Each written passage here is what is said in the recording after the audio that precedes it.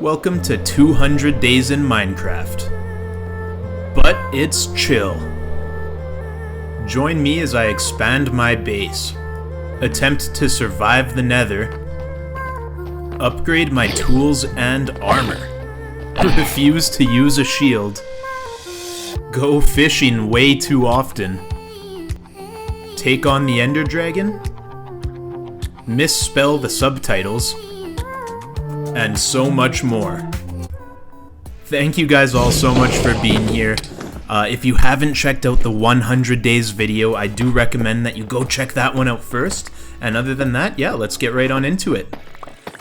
Alright, so we start off the 200 days episode with our first major project. And of course that project is to build a mob farm. So that's what I'm working on here. I want it to come directly into our underground base so we can harvest the experience and the resources from the mobs right from the convenience of our own home. So I'm basically going to build a tunnel that drops all the way down into our base here.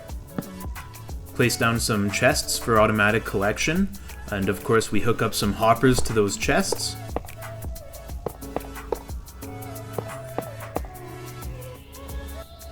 And then we begin towering up to create the drop chamber.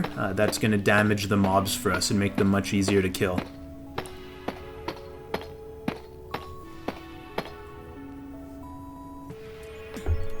And I do not know how I actually did this. I almost always fail the old water bucket drop there, but somehow we managed to succeed that time, so that was pretty awesome. Yeah, and then we start filling in the drop shaft with a bunch of light blue tinted glass. Kind of matches the rest of the theme of our base so far. And once we get to the top, we do cap it off with some deep slate tiles.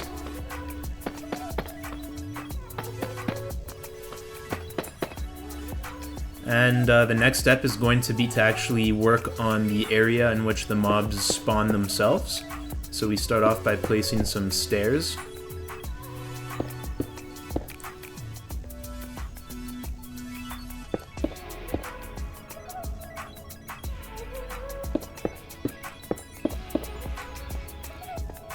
And once the first layer of our platform is done, we build up the corners. This is where we're going to be placing the water later, so the water all flows towards the middle.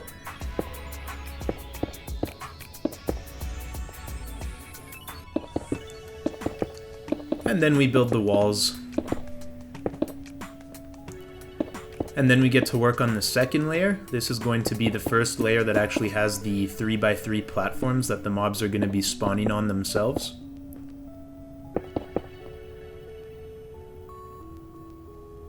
And we misplaced some trapdoors. Yeah, lots of misplacing. I was a little bit sleepy. I was away on vacation for a little bit there and just got home, so don't blame me too much for any misplaced blocks you see. But yeah, we finish that second layer and then do the same thing for our third layer. At this point, unfortunately, I ran out of wood, so in the meantime we placed down a bunch of birch trees. I love using birch trees for this because you know they're never going to grow super tall. They're always super easy to harvest. And while we wait for those to grow, we do place down the nether portal. That's how you know it's a chill playthrough when the first 100 days of the gameplay you still don't even have a nether portal. But yeah. Of course, this is a very chill playthrough. We're not rushing through the game. We're not, you know, trying super hard to max everything possible. We're just having fun. So yeah, we continue working on the mob farm now that the birch trees have grown, and we continue placing down those trapdoors.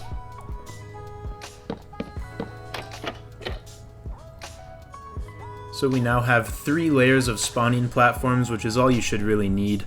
We do get to enjoy the sunset from up here as well.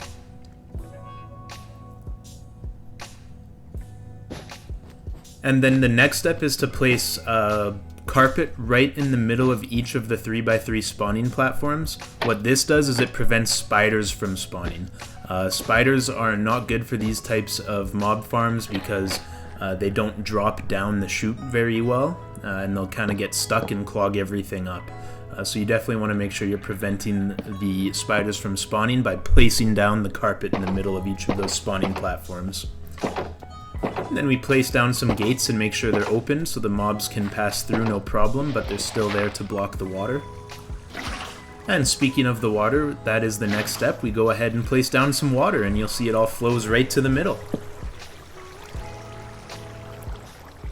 Everything's looking good. So we head up to the top and we make the roof out of half slabs to prevent monsters from spawning on top.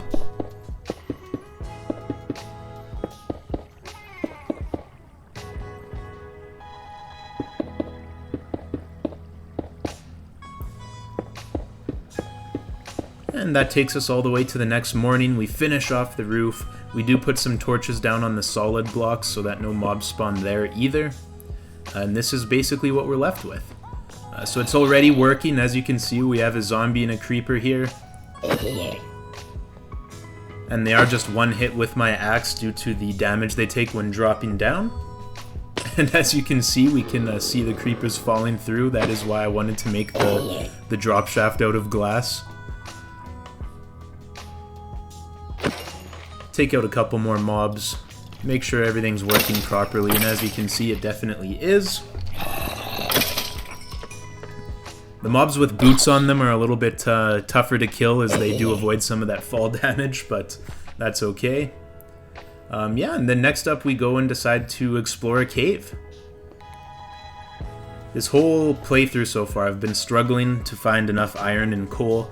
It used to be the case where you could find a lot of iron and a lot of coal on the same level as diamonds, so you'd only have to really mine on the one level. It seems like since last I played Minecraft, they've definitely changed that, where the coal and iron spawn a little bit higher up in the world. So yeah, it was a constant grind trying to make sure I had enough of those two resources. So I spend some time here collecting as much iron and coal as possible.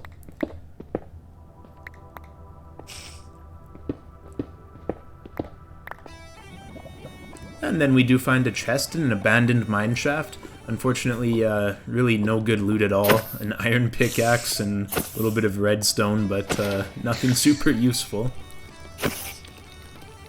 We then take out a creeper, fight a cave spider, and manage to take it out.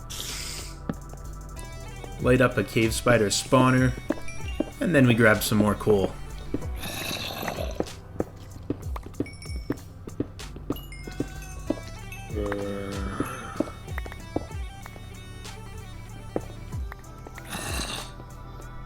We find another chest. This time it did actually have a little bit of decent loot in it, including a golden apple, some diamonds, and a bunch more. So yeah, I can't complain about that one. Take out another creeper, then we find some diamonds. And we dig ourselves out, as I had definitely got myself lost down there, but that's okay. We come up in that mesa biome that we're familiar with, and then we decide to cap off the day by fishing in the dark.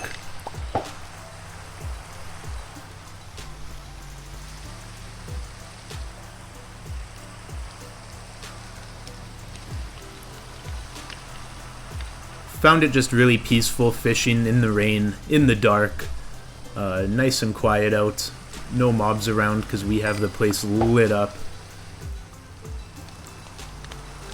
So yeah, we just kind of enjoy a nice little evening of fishing, nice and relaxing.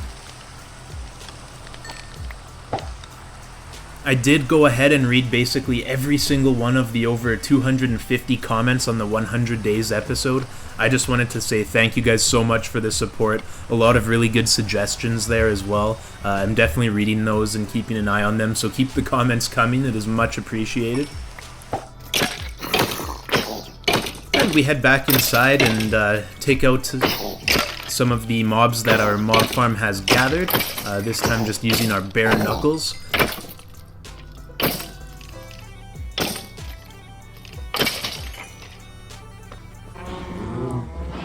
And now that we're level 33, we do go ahead and enchant a diamond helmet. We get Aqua Affinity on it, but unfortunately that's it. Not a very good level 30 enchant, but what can you do? So we grab our sword. That one ends up being Smite 4 and Unbreaking 3, so not too bad. And then we repair our pickaxe as well. Alright, and for the first time in this series, we actually head to the Nether. I believe it's about day 110 at this point, so definitely took our time to get here, but better late than never, right? Or should I say, better late than nether. Alright, that was terrible. I'm very sorry, guys. But moving on, we do go ahead and collect a bunch of nether quartz. Obviously really good for experience, and it makes a pretty nice building material as well.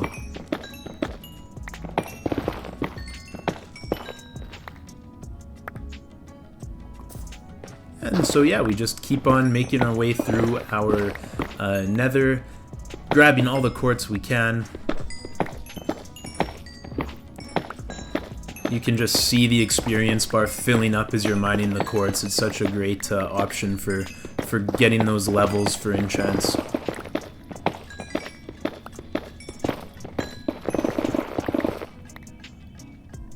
And then we go ahead and collect some glowstone using our silk touch pick. Right now, most of my base is lit up using torches and lanterns. I really want to get rid of the torches, so having another source of lighting like glowstone is going to definitely come in handy.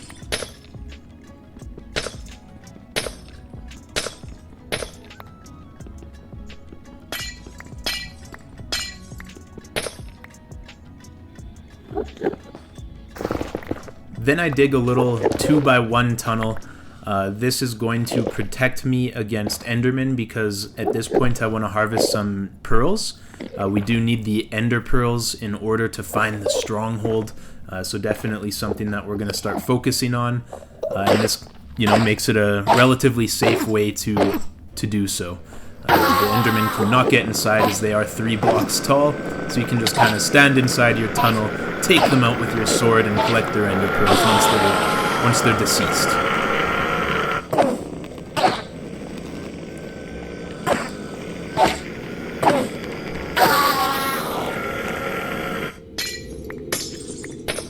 End up finding a little bit more glowstone, so we make sure to grab that.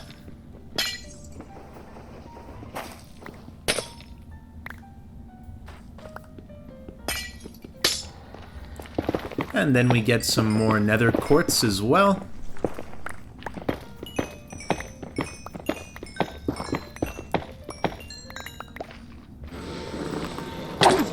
And take out some more endermen.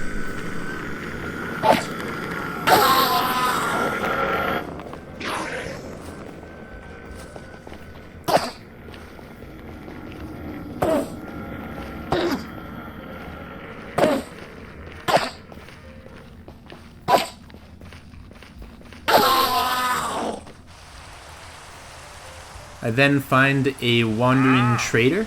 Unfortunately, he does not have anything really useful for us. Not that we had that many emeralds anyway. So yeah, nothing too interesting there. I then noticed that there is a little bit of light getting through in the corners of our mob farm. So I just placed some solid blocks around because I did notice that it was a little bit less efficient than I would like it to be. So I was hoping this would block that excess light from getting in and make the spawner area a little bit more efficient.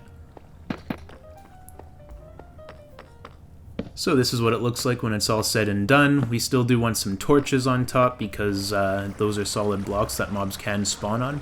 But unfortunately that did not work. There was still some light getting through. So we decided to beef it up even more, put another layer on top, just to really ensure no light was going to be able to get through.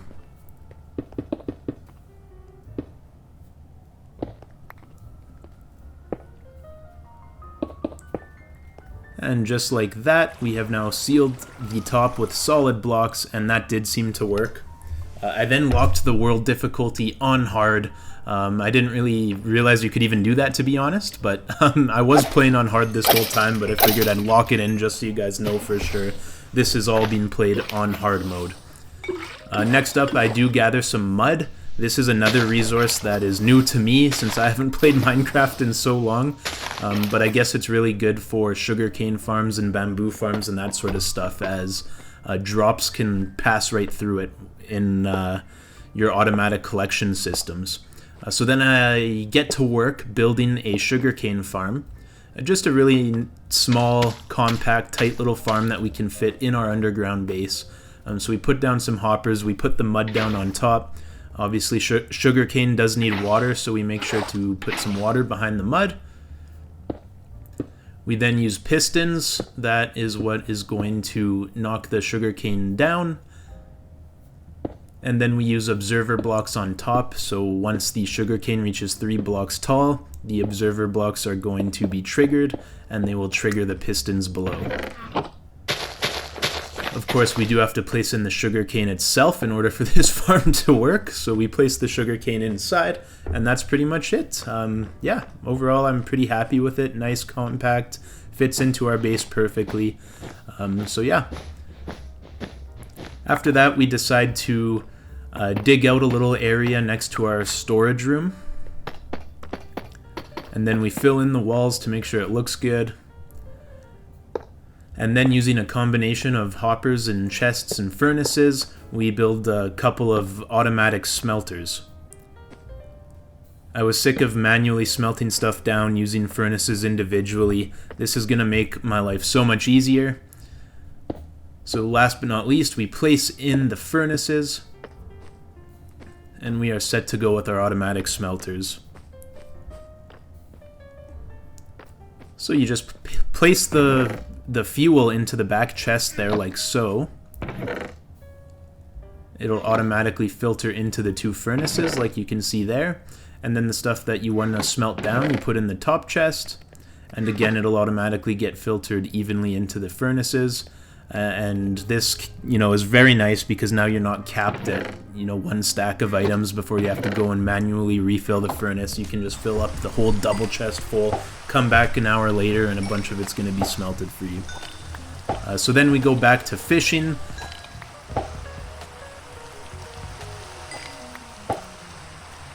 I wasn't getting this lucky. This is just how I edited this clip. Would be nice if fishing was this efficient, though, that is for sure. But as you can see, we get some name tags, some lily pads, some enchanted bows, an enchanted fishing rod, and a bunch more stuff.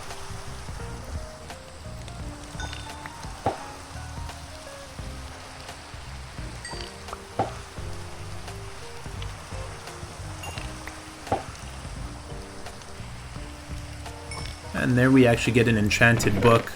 Ended up with 2 of them by the time we were done, but unfortunately it was just sharpness. And then, they're pretty good enchanted books, but I was just really hoping for mending, and unfortunately they do not have mending. Then we go ahead and enchant a diamond chest plate. Unbreaking 3 isn't bad, but we'd like to see, maybe some protection or something else on there.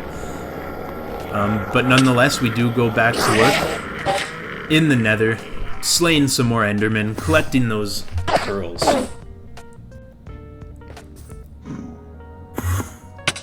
This guy snuck up on me. End up taking him out. Got dangerously close to dying here, but we got back to our little shelter just in time, and then we finished taking out 2 more endermen.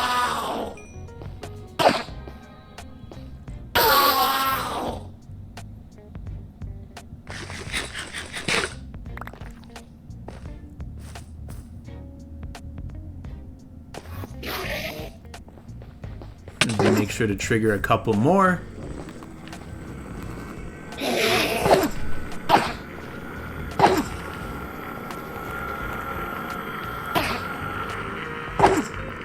And this is a little bit of a chintzy strategy for sure, but this is a chill playthrough, so we're gonna take it nice and easy and make sure it is chill. Speaking of chill, we watched the sunset.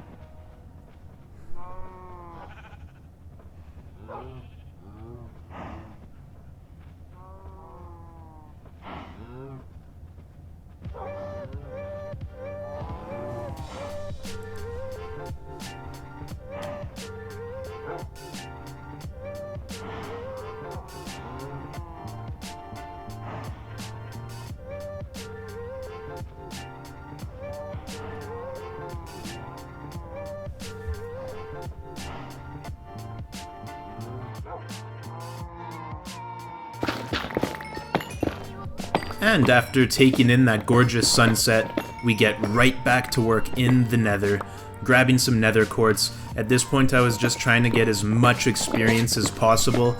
We did have the Ender Dragon fight coming up, so I wanted to get as much experience and enchant as much diamond gear as humanly possible. I then made a mistake here, almost fell to my death. We were at literally half a heart. I cannot believe my luck here, but we managed to survive. Take out some more Endermen, keep collecting those Ender Pearls.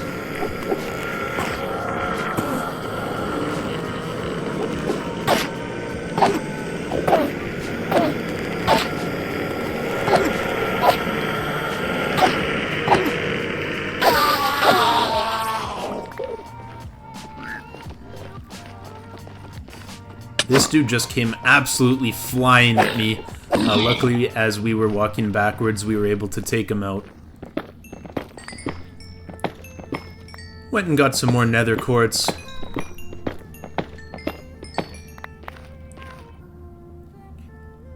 We then found a bastion remnant, so I wasn't quite feeling prepared and confident enough to take this on yet, but it was definitely something we would return to in the future, and something I was very happy to find. And we continue exploring in the nether, just kind of going different directions, hopefully finding a nether fortress soon, as we do need to kill some blazes in order to find the stronghold.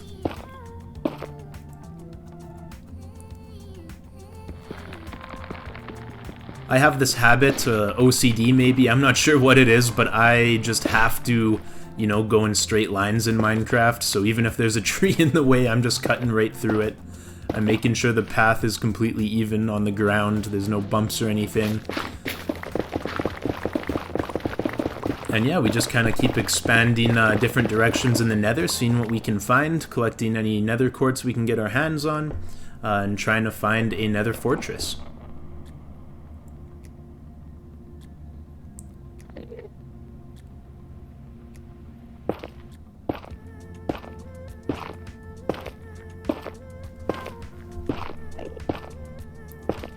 Always a little bit risky building these one thick pathways across the nether. You never know when a ghast is gonna pop up.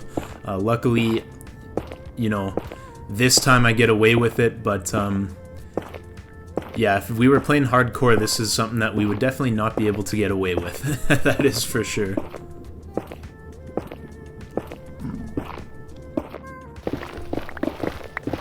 And as we keep exploring, we find some more quartz. We're up to level 32 at this point, and you can see just how fast that experience bar moves up when you're mining this stuff.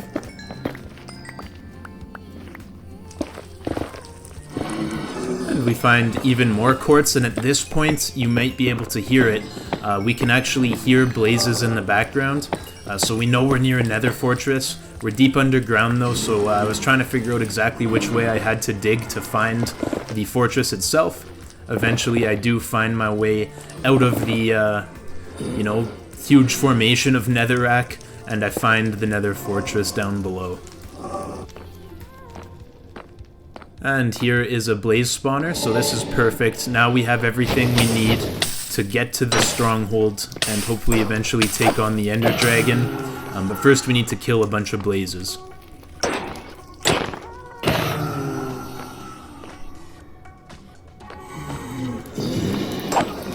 So that's what we spend the next little bit of time doing, is just taking out blazes, trying to collect as many blaze rods as possible so we can make the blaze powder. That way you can create the Eye of Ender items that you can use to find the stronghold and activate the end portal.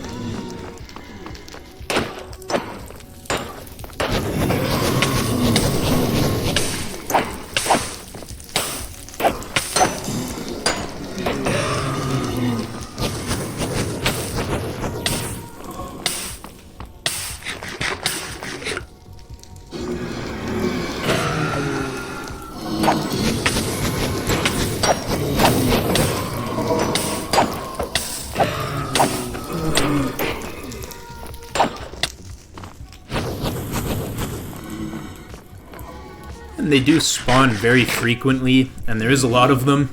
So I had to make frequent retreats around the corner.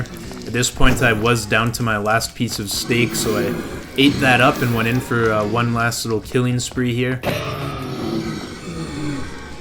Just being very careful as I knew I was now out of food. At this point I decided to retreat.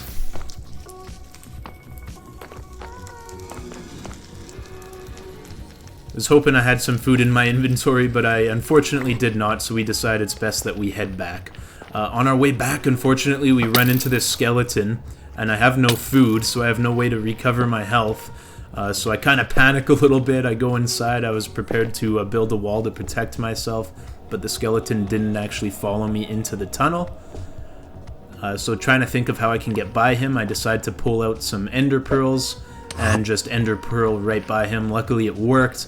But the only downside is now, because the ender pearls do use up a bit of your health, I only have 1 heart left.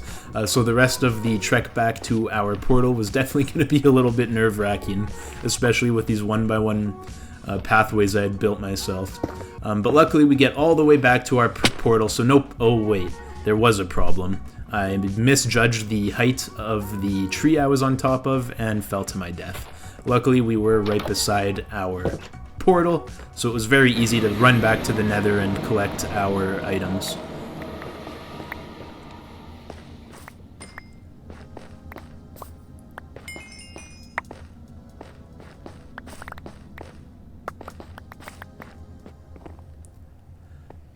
And after the stressful visit to the nether, I decide we better kind of kick back, relax a little bit, do something a little bit less stressful, so of course we go fishing.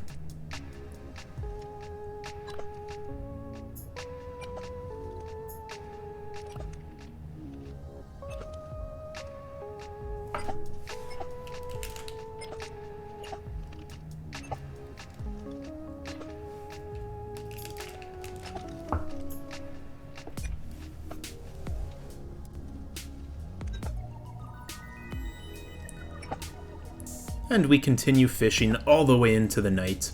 I love the transitions, especially when you speed up the gameplay footage between day and night. It looks absolutely awesome.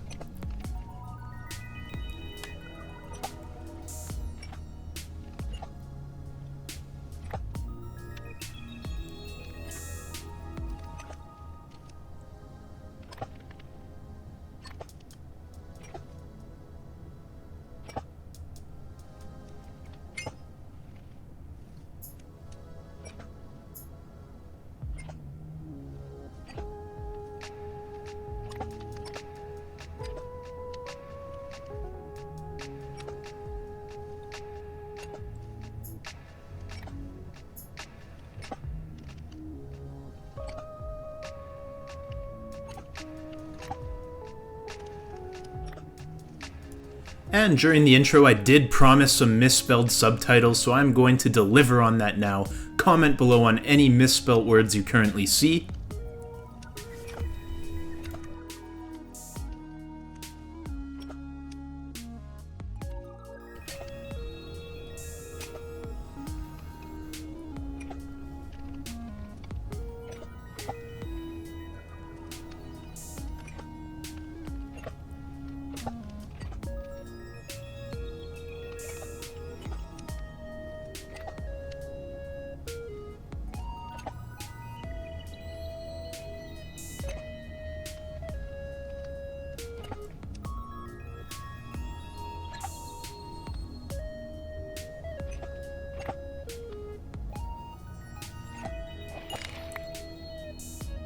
Alright, so as you can see, we got a lot of fish, quite a few fishing rods.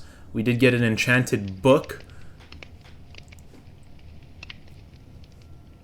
Sharpness 4 on that one, so not a bad enchanted book by any means.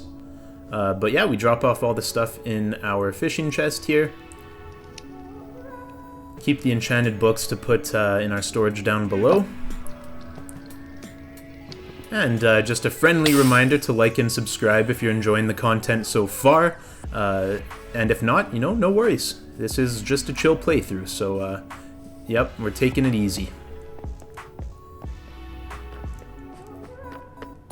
So we do head down into our storage room, put away the remaining items that we had left over in our inventory, including those 3 enchanted books.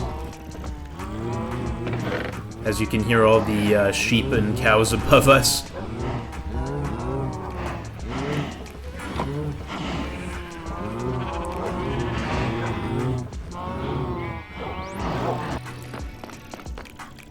And the next day we head back to the Nether to continue taking out some more blazes.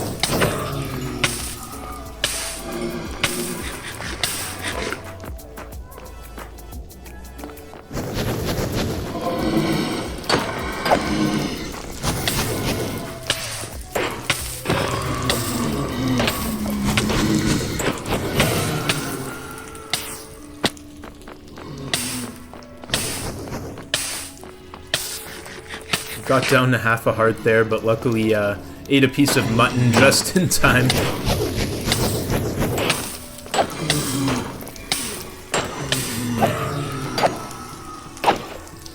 Another one of the promises I made in the intro was that I would refuse to use a shield. Most of this is just because I'm honestly not too familiar with using shields from when I played Minecraft before, and I just find it takes up so much of the UI that it is a little bit annoying, but yeah, that's just my own opinion. You know, I probably will end up using a shield at some point in this series, but yeah, for now we just didn't bother. Took out a couple of wither skeletons, hoping to maybe get a wither skull so we could eventually fight the wither boss. I think we need 3 wither skulls for that if I remember correctly, but unfortunately none of those guys dropped any. We need to get a looting 3 sword, I'm guessing, before we have much of a chance of getting any of those. So we continue working on taking out some blaze, collecting those blaze rods.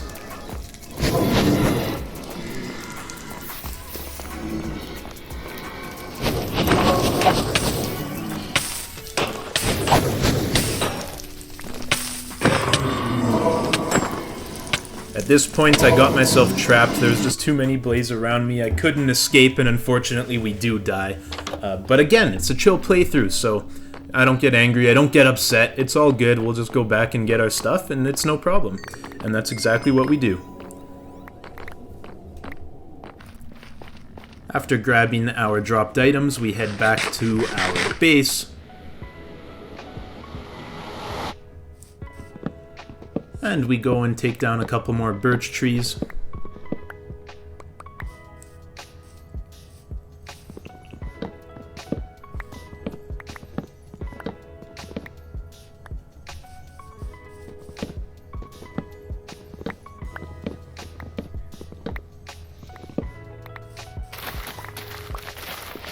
We then harvest all of our wheat. The unfortunate thing about dying is, you know, it's not a big deal. I'm not too upset about it. Of course, it's a chill playthrough. But we do lose our levels, and I was trying to enchant as much diamond gear as possible to prepare for that ender dragon fight. So that was one of the reasons for harvesting all that wheat, so I could go and breed our sheep and cows and get some of those levels back. So that's exactly what we do here. We breed some of the sheep.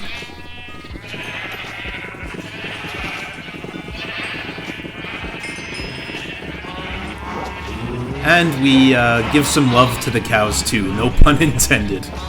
Okay, it might have been intended, I'll admit it.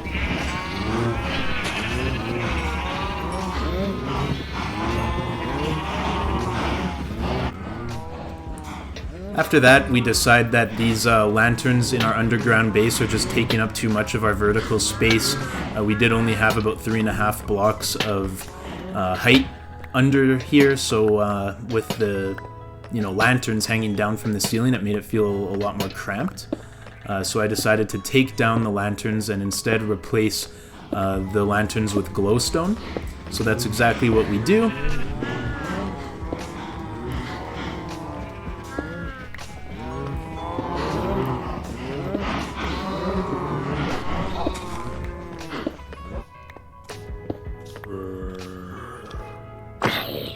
And in the process, of course, we didn't have enough lighting down here anymore, so a zombie did spawn, but we made quick work of him. no problem at all, and get back to placing some more of that glowstone. And as we're placing down the glowstone, we did have 4 creepers collect in our mob farm, so we take them out. Obviously, we're going to need a lot of gunpowder for fireworks later on, which will propel our elytra, so definitely something that we wanted to collect a lot of. And luckily, another creeper spawned shortly after. Plus, he had a friend, a skeleton and a zombie, so, you know, we gave them the same treatment. We do not discriminate.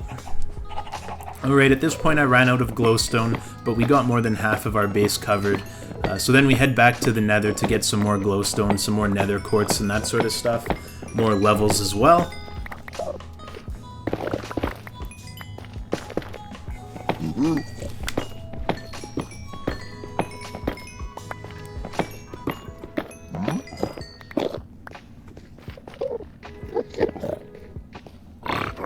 And then we get chased by this maniac, but that's okay, we end up taking him out.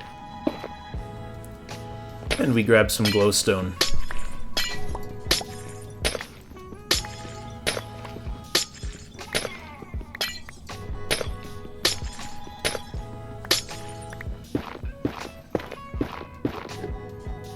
Then tower up so we can grab even more glowstone.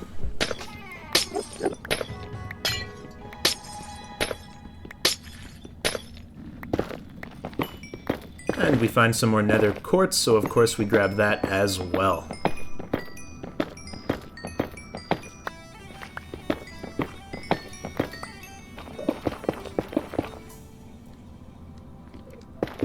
Build a nice little platform, just so that we don't lose any of the glowstone as we're mining it, as you know, there was a big cliff below us.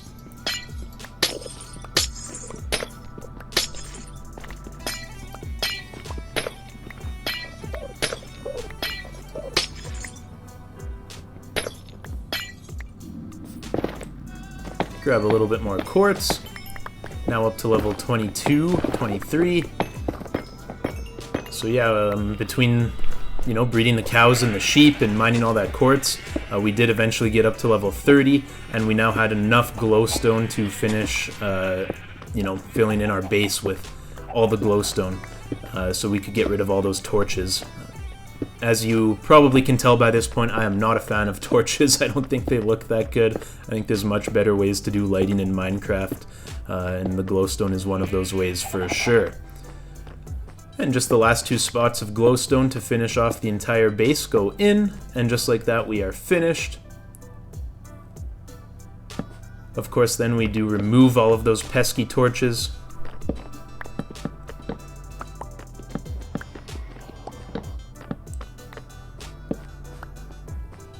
And the last torch is removed. And yeah, as you can see, everything is very well lit down here. It looks really good, and there's no torches just littering the ground. So overall, very happy with how that turned out. We then enchant some leggings and get protection and unbreaking, so that's a pretty good enchantment there. We repair our diamond pick, and we go back and do some more fishing.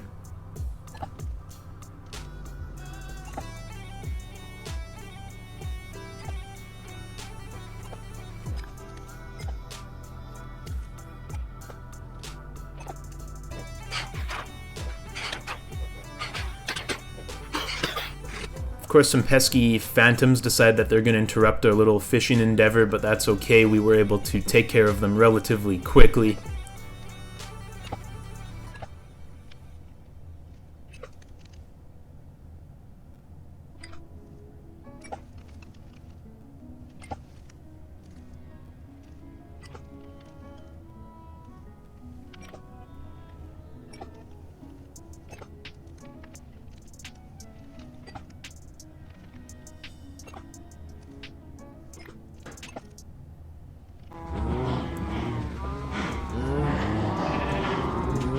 And then we make perhaps the most important tool that there is in Minecraft, and that is a diamond hoe. The reason I needed a diamond hoe is because I had accidentally trampled on one of my farm plots. So yeah, no better tool than a diamond hoe to fix one single piece of land. So yeah, that's exactly what we did. And of course we gathered the wheat and then replanted it as we fixed the piece of land that was no longer tilled.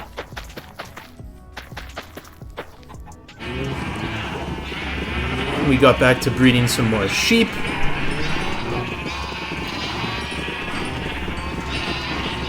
And while the wool color on all the sheep were different shades of blue, the sheep did have one body part that was certainly not blue after all the breeding that we had been doing lately, if you catch my drift.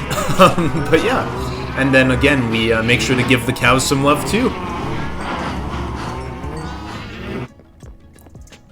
And for the first time in the 200 Days episode, we decide to head down into the mines. I had a couple building projects in mind that I was going to need a lot of deep slate for, so that was the main reason for going on these mining expeditions, was to collect as much deep slate as possible, but the diamonds, they certainly did not hurt either. Grab the redstone, mainly for the experience, as we already had a crap load of redstone back at our base at this point. Found some more diamonds. And at this point, I really screw up. I end up falling into this one-by-one hole of lava and then just completely get lost. I can't find the way back up, and unfortunately I die under lava, so all of my items are officially gone, at least I presumed they were. I went back to just, really hoping that at least a couple of my items survived somehow, but unfortunately there was nothing at all there.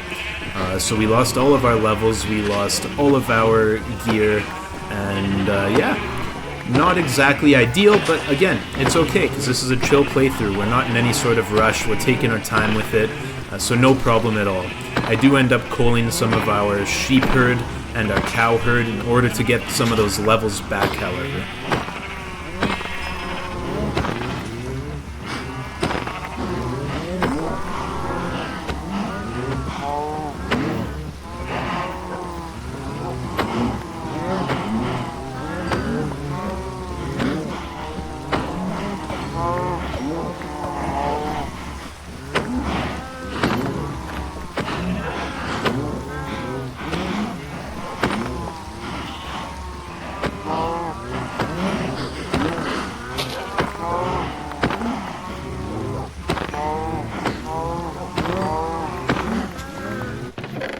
So as you can see, we got a lot of food from that. So we load up the food into the auto smelter to start cooking away. Lots of mutton, lots of beef. Food is not going to be an issue for a very long time. Quite a bit of wool as well.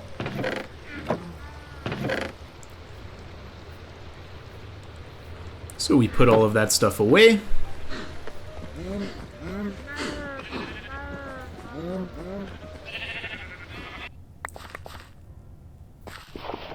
And I was sick of having to run outside anytime I needed to refill a bucket with water. So what I did is I created an infinite water source inside of our base.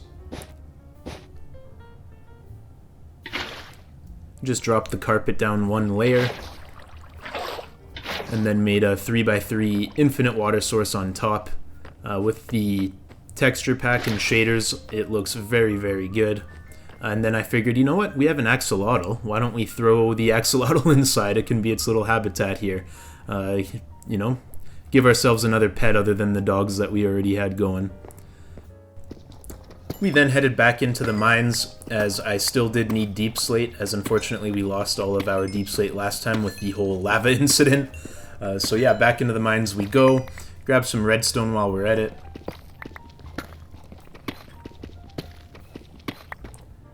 And we come across some diamonds. Quite a big diamond vein here, which was awesome. Unfortunately, my fortune pickaxe was one of the items that we lost in the lava incident. But yeah, and then as you can see, at this point we do get up to day 126. So we are already more than a quarter through this episode. Time just seems to be flying by. And as we continue mining away, collecting as much deep slate as possible for a build project I had in mind coming up shortly, we do grab some gold as well. And we come across some more redstone.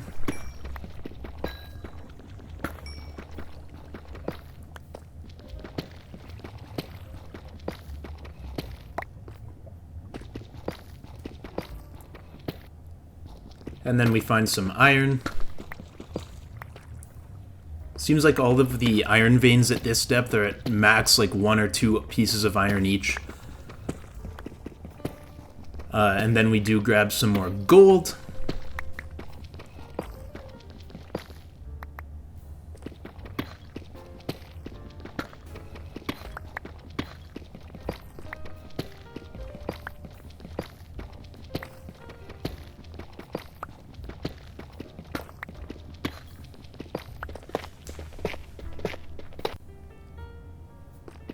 And then we grab some more gold. Let me know if you heard that one before. And then we come across some more diamonds as well. Got up to level 20.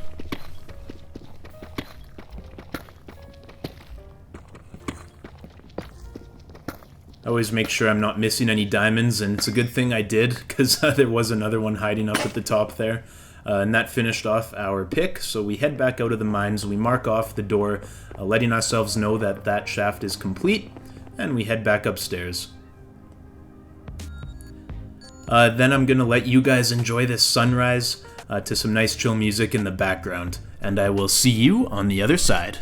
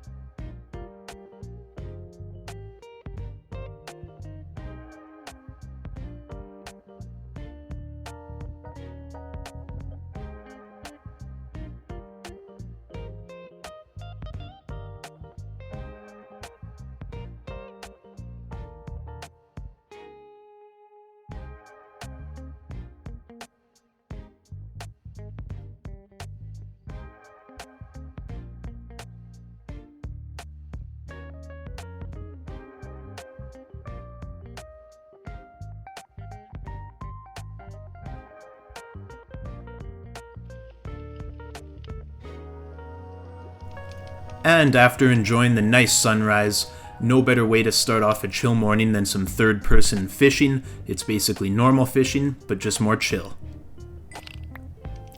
And then we head back underground, where 2 creepers are awaiting their doom. So, you know, we let my axe introduce them to their ultimate fate.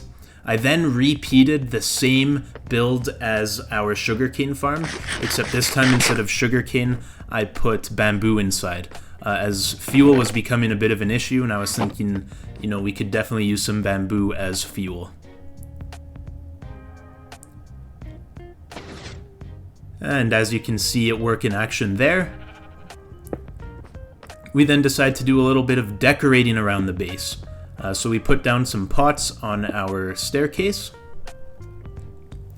Grab some flowers and put some flowers inside as well.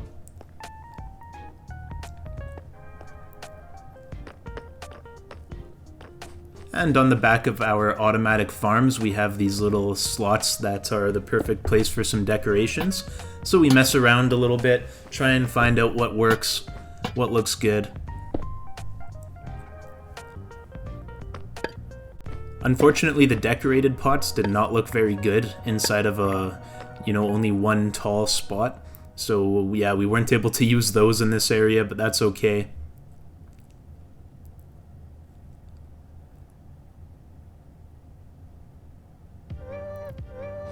End up settling on some blue flowers. And then to keep everything looking a little bit more centered, we moved the lanterns to the outside.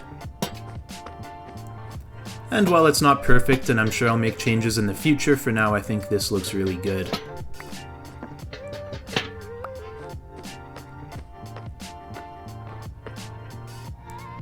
We then placed down a decorated pot inside of our bedroom. We did make a couple of them, so figured I should probably find some uses for them. I then decided I could line our storage area with some decorated pots between the shrubbery. Overall, I think it looks really good, and I discovered that you can actually have lanterns like sit in the top of the pot. It created a really cool kind of look and provided some additional lighting as well, so we went ahead and did that. We then placed down some lanterns in front of our mob farm.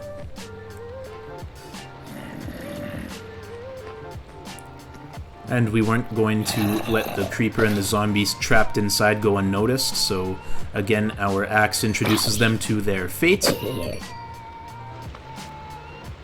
Then placed a lantern inside of our little axolotl pit here.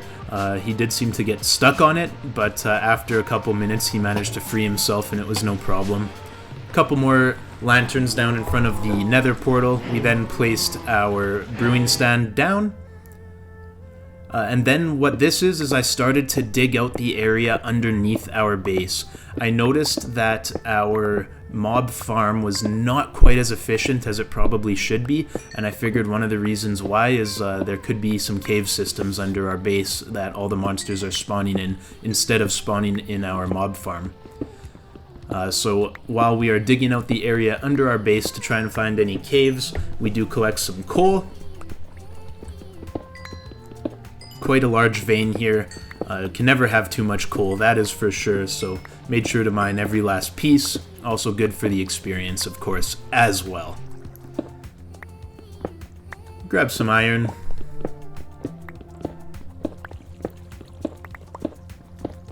And then all of a sudden, one of my mine shafts opens up into this huge, massive underground chasm that is sitting literally directly below our base.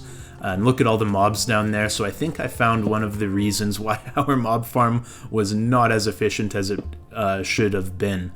So yeah, our next goal over the next couple days was just lighting this entire area up as much as possible. It was an absolutely massive area, so it wasn't a small task by any means, but nonetheless we were able to take care of it and start putting some torches down.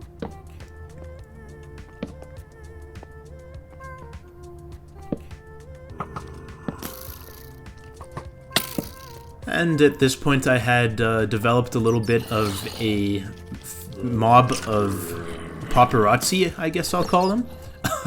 Yeah, they just, I don't know, they must have really enjoyed watching me place down torches everywhere because they just kept following me. And the group got larger and larger and larger as time went on. So doing our best to avoid the paparazzi, we just run, jump, place as many torches as possible. It already seems to be working. Our mob farm is getting even more efficient as time goes on and as we place down more and more torches down here, but there's still a lot of work to be done, so after refilling up our inventory with torches, we head back down and place even more.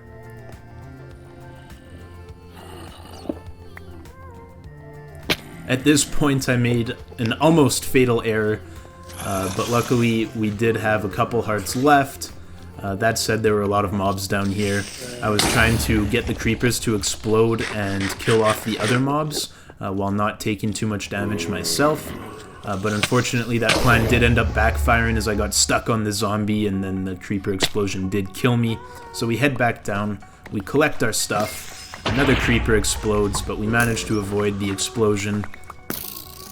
There's skeletons shooting at me, there's more creepers, there's zombies, it's absolute chaos down here. We're down to 2 hearts, so we make a run for it, just going deeper and deeper into the caves. No idea what's around each corner. Eventually we get deep into the caves and we pause to put on our armor, but as soon as we do that, a skeleton appears and takes me out with its auto-aim. That skeleton's wearing my diamond boots, as you can see, but we're trying to get back to where we died, collect our stuff one more time. And eventually we were able to successfully collect our stuff, put our armor back on, and then get back to work lighting up the underground caves that were below our base.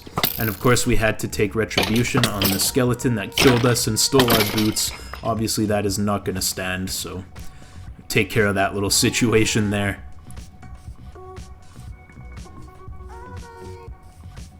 And head back up to the surface. We then decide to add a 3rd mini farm to our series of automatic farms down here. So we place down a chest as well as a hopper for automatic collection. Then 4 pieces of sand. We put down water in one corner that's going to flow everything towards that hopper. We then start covering the surrounding area in tinted light blue glass to match the theme of the rest of our base.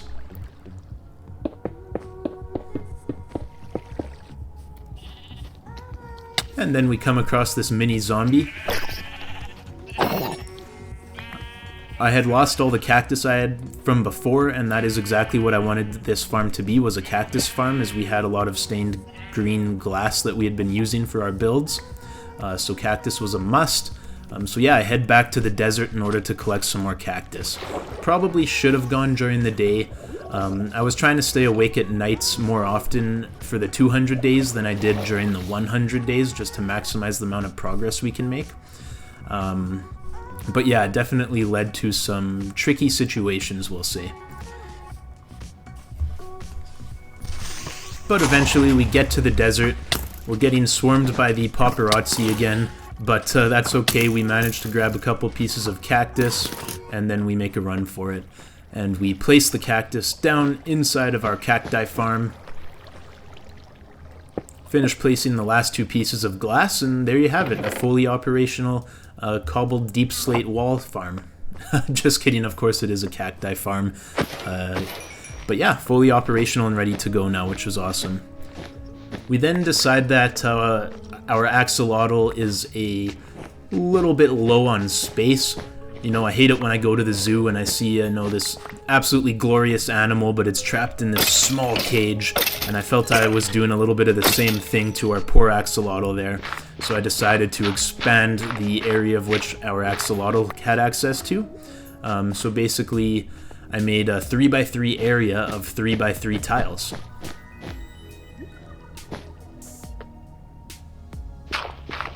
And that's exactly what you see me doing here, is just digging out that 3x3 area, placing all the water in.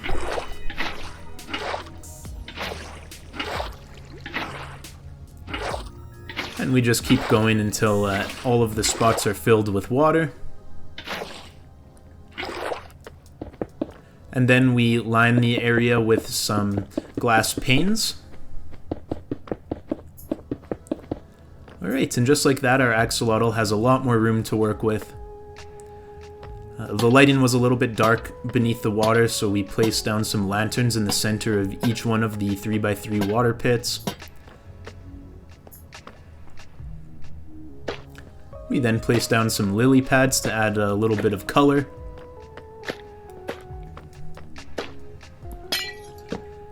And then we add some compost bins every couple of spots, just to add some texture and to, give the build a little bit more depth to it, I suppose you could say.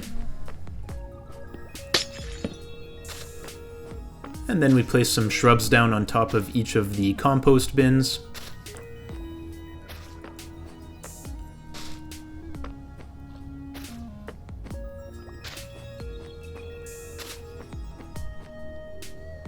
And now I feel like our little axolotl has a lot better of a life living in this much larger area. As you can see, he's already moved around a couple of spots and seems much happier overall.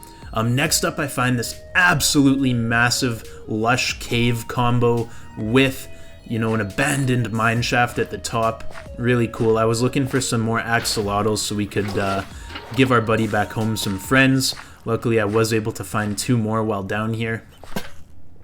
But how cool is this seed? Like, this is just a completely random seed. I did not go out and pick a seed for this world. I just pressed start game, automatically developed a seed, and it gave me, just a mind-blowing seed. Unfortunately, I'm not going to talk about it. But we get our stuff back, and then we make our escape.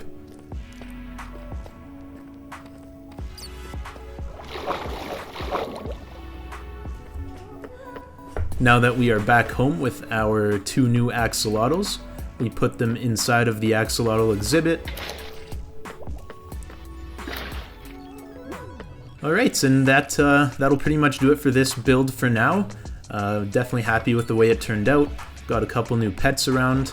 Our lonely axolotl now has some friends and a much bigger exhibit to work with, so we'll call that a success.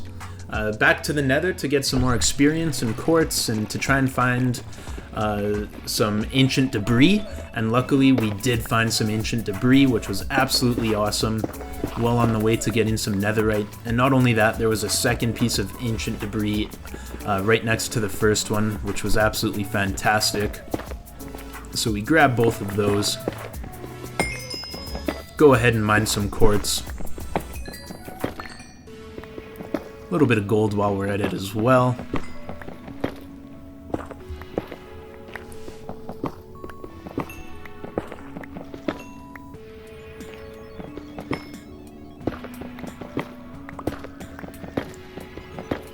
And while we're mining the gold, we run into some more quartz.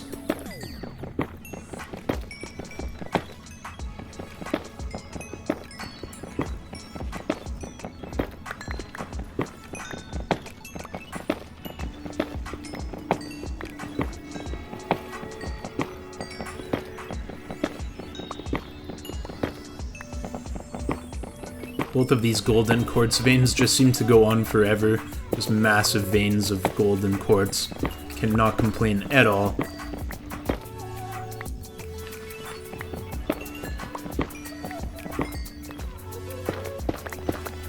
And we find even more quartz.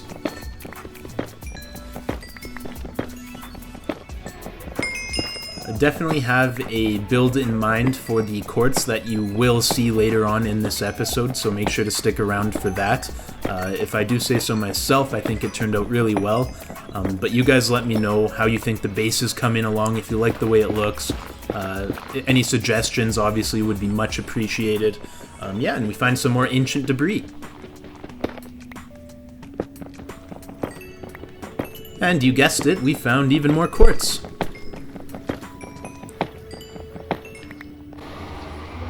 And as we get back, Enderman is standing in our base, so of course we go ahead and take out the Enderman. Got a little bit close for comfort towards the end there, but we did finish him off. And ever since lighting up that underground area, our mob farm was working much more efficiently. Yeah, and then we decide that it's time for some rest and relaxation, so we go for a nice little fishing spree, hoping to get a mending book.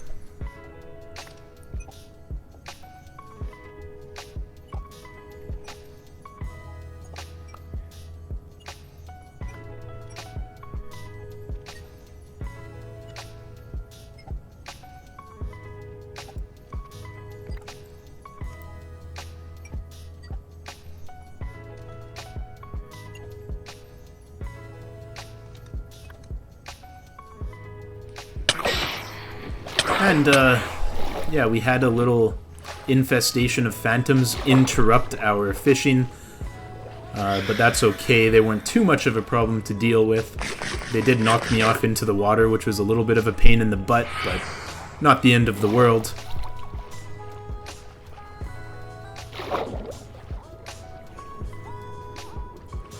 So we swim back to shore.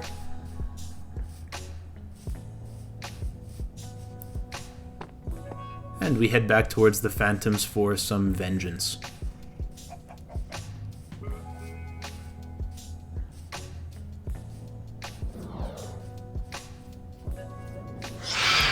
Now even more of them have spawned in. There's a bunch of them just attacking me. As I'm backing up, I accidentally fall into the water again.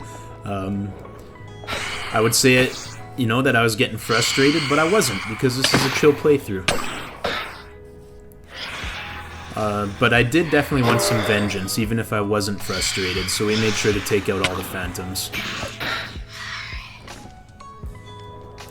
At this point I realized I really should have a bow and arrow going to make this much easier. But that'll come shortly, don't worry too much. Yeah. The next day I decided it would be really cool to kind of light up the river and lake that go around our base. So I spent some time just swimming and placing down lanterns. You guys will see a little bit later, but at nighttime, you know, this turned out really well. I was really happy with the way everything looked once I placed down all of these lanterns and nighttime finally came.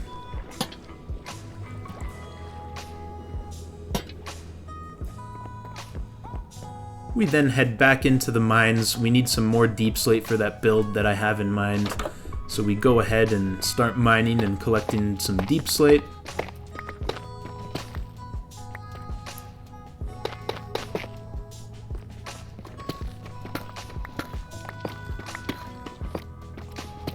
And on the way we find some redstone. And I know it must look like I am showing you, every time I find iron, coal, redstone, diamonds. But believe it or not, there is, for every bit of mining of ore that I show on the episode, there was probably 10 instances of me mining that same ore off camera. It would have been way too much to include all of it in this video. We're already pushing almost 3 hours for this video, so I didn't want to include absolutely every little bit of ore mining I did. Same with the quartz. I know it probably looks like I've been showing a lot of quartz mining, but most of it actually happened off camera. But yeah, that aside, we keep mining, we keep gathering some resources, find some more redstone.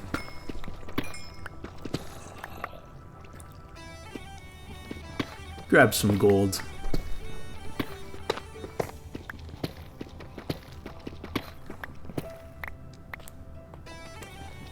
Find some more diamonds.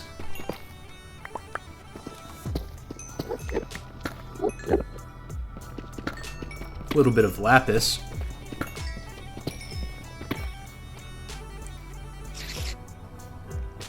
Then we grab some gold while noticing some mossy cobble, which can only mean one thing.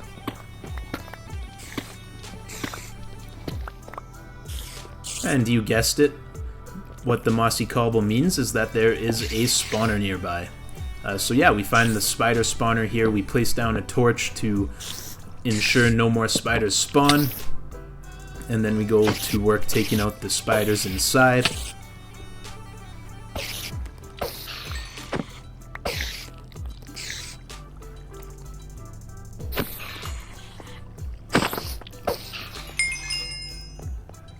Got up to level 25, we go ahead and loot the chest. This first chest had really nothing in it. Iron horse armor, a saddle, some bones, nothing really of use. Second chest had some nice music discs, including that one I had never seen before.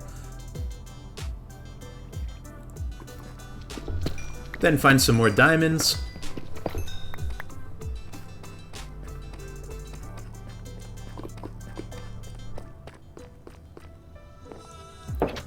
And we mark off the mine shaft to let ourselves know that that one has been completed, and we head back up. Once back in our base, we place down some levers on the two furnaces here. What this does is it allows us to stop the items inside automatically going into the chest below, and allows us to manually collect those items.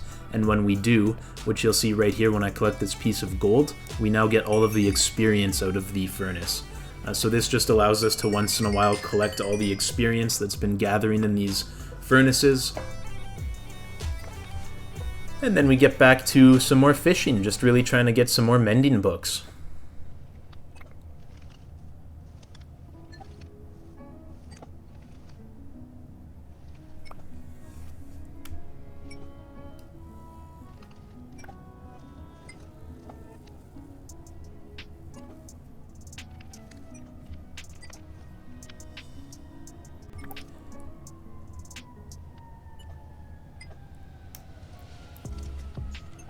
And as you guys watch this fast-forwarded little fishing adventure here, I just wanted to once again say thank you guys so much for all the support. The 100 days in Minecraft video absolutely blew up. I think it's over 130,000 views now. Completely surpassed my expectations. So thank you guys so much. It means the absolute world to me. Absolutely awesome. Very appreciative. And yeah, community is everything to me, so whatever you guys think I could do to make this community a more fun place to be, any suggestions on how I can keep growing, keep building up my audience, please do not hesitate to let me know in the comments, as I will make sure to read every single one. So after fishing, we decide to go and grab a bunch of sand as that is another key resource that we're going to need for the building project I have coming up here. We're going to need a lot of glass.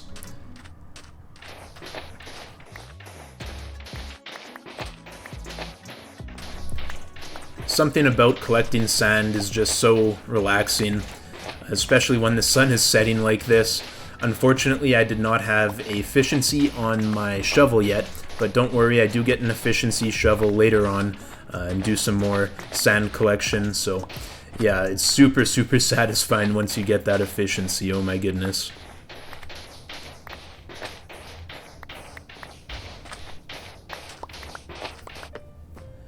So with a bunch of sand and bamboo collected, we put the bamboo into the fuel chest and the sand into the smeltable chest. Alright, and then we start laying out the framework for the build project I had in mind. So as you can see, it is going to go right outside of our mob farm. The mob farm, as useful as it is, that top part where the monsters actually spawn inside of, in my opinion, it's quite ugly, just like this big floating box at the top. So yeah, I wanted to kind of build a shell that goes around the entire build and makes it look much better.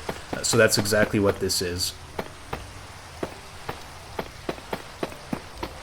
Using a lot of deep slate tiles as well as some quartz, it kind of creates a little bit of textured look around the outside. This is where we are at so far. Yeah, overall I think it's looking really good. There's a little bit of depth to the build. The contrast with the deep slate tile and the white bright nether quartz blocks looked really good, especially with the chiseled quartz blocks I found. So that's what I was using, was the chiseled quartz blocks. And yeah, we just kind of continue to keep building away. We then use some glass panes to fill in the gaps. And yeah, this is how it's looking so far. Again, really happy with how it's coming along. Let me know what you guys think in the comments, but personally I think it looks great. Head back to base, and of course we're going to take out the goods from our mob farm. Those creepers are so valuable, especially once we get our elytra. We are going to need that gunpowder. And then we get back to work continuing building our latest project, placing down lime green glass panes. Just continuing that green and blue theme that we had kind of developed throughout the rest of our base. Alright, and the first layer was officially done at this point. Again, I'm really happy with how it's looking so far. Of course, we have a lot of work to go if we want to cover the entire mob farm, but we decided to take a bit of a break, and we also needed some more quartz, so we headed back to the nether, and inside of the nether we actually found some ancient debris. And not only did we find ancient debris, but 2 blocks later we also found some nether quartz, so yeah, good little start to our nether mining session here.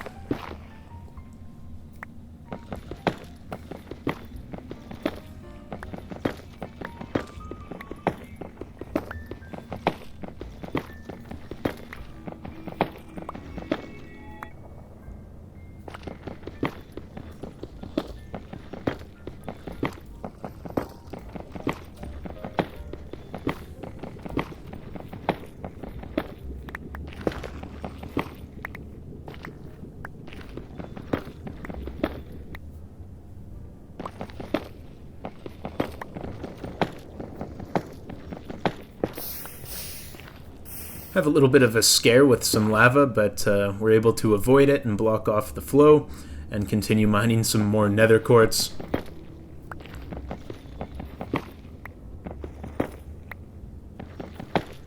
At this point, since we don't have a fortune pick, we are using Silk Touch until we are able to get a fortune pick, just so we can get the absolute most nether quartz out of each piece.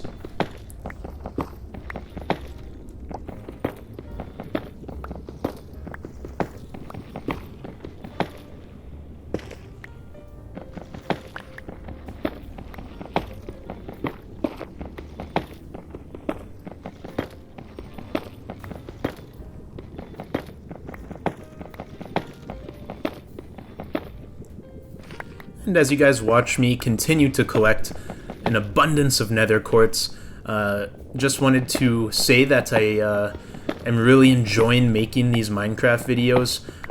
Originally started off this channel making other games, and then I made the Minecraft video last month, and obviously it just completely popped off. So I think I am going to continue with the Minecraft theme for a little bit, while potentially playing another game here and there just to break it up, but with a main focus on Minecraft. So that said, if you guys do want to see a 300 days episode in the same world, let me know in the comments. Also, please make sure to leave a like. If we get to 500 likes on this video, then I'm going to continue the series and make 300 days in this same world. But yeah, we then find some more ancient debris, so this is quite a bit of ancient debris we've collected so far now. Well on our way to being able to get some netherite upgrades, which is going to be absolutely fantastic. We then go ahead and place down all of those nether quartz blocks that we had mined during our nether expedition. Yeah, as you can see, there's quite a bit of them. We had a pretty good haul, so we take out our Fortune 3 pick, or what's left of it, and mine as much nether quartz as we can before the pick ends up losing all of its durability.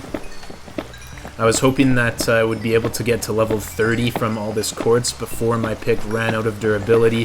Unfortunately, while we did get close, we didn't quite get all the way up to level 30. But that's okay, we're going to save the rest of this for later once we have another fortune pick. And now, as you can see, we have surpassed day 150, so we are halfway through. Time just flying by, like I mentioned before, at a rapid pace here. So to celebrate being halfway through, we end up going and doing some more fishing.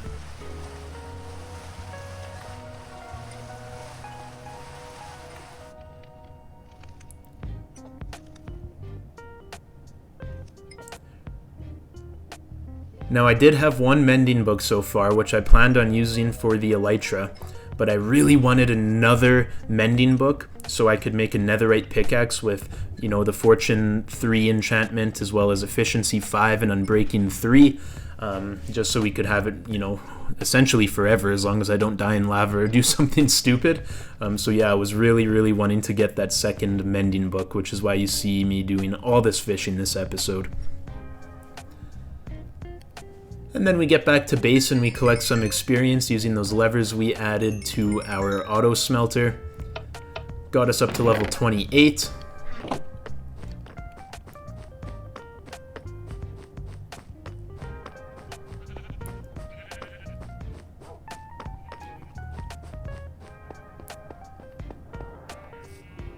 We then head back up to find a couple of phantoms trying to hunt us down, so we run away.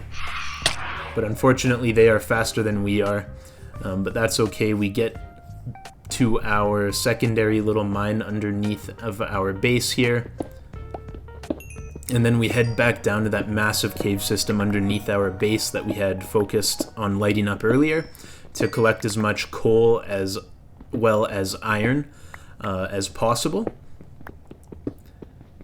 I needed a lot of coal to keep smelting down that glass for our build.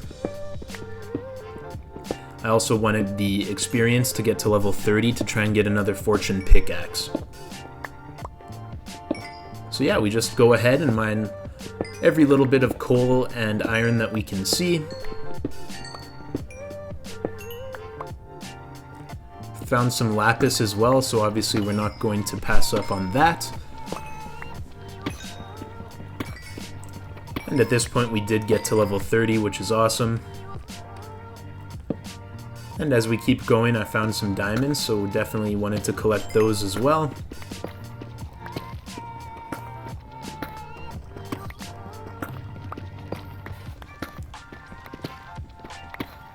And the second diamond was hidden, but luckily we were able to uncover it. And then we found another couple of diamonds. And then some more. Now ideally we would have a fortune pickaxe for these, but my diamond supply was certainly not low, so I wasn't super worried about it.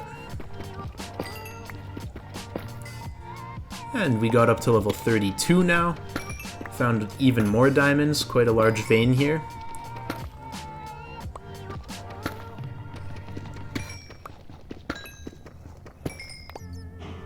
And now that we had the sufficient levels, we enchanted a diamond pickaxe, and we got an absolute beast of a pickaxe here. Fortune 3, Efficiency 4, Unbreaking 3. So yeah, absolutely fantastic there. Couldn't ask for a much better pickaxe, and we get to work using it right away on the remaining quartz we had set up outside.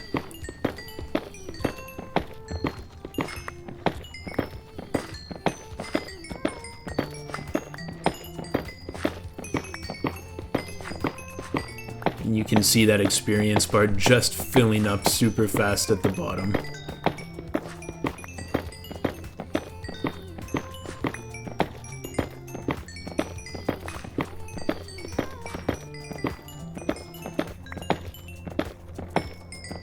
And by the skin of our teeth, we do get up to level 30 again, which was fantastic. Means we can enchant more, so we go ahead and enchant a diamond helmet.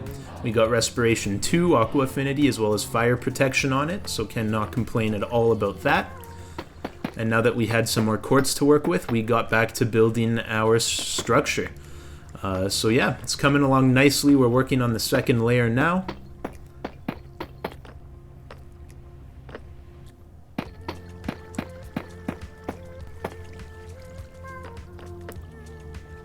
And for the second layer, instead of using the lime green glass panes, we switched to the light blue glass panes. Start placing those down. Panes are awesome because obviously they're much more efficient than glass in terms of resource collection, but they are a little bit of a pain in the butt to place, but not a big deal. And this is how it's looking so far after 2 layers are completed. Still very happy with how it's looking. So yeah, again, let me know what you guys think, but I'm not the best builder in the world, keep in mind, so for me, I was very proud of this.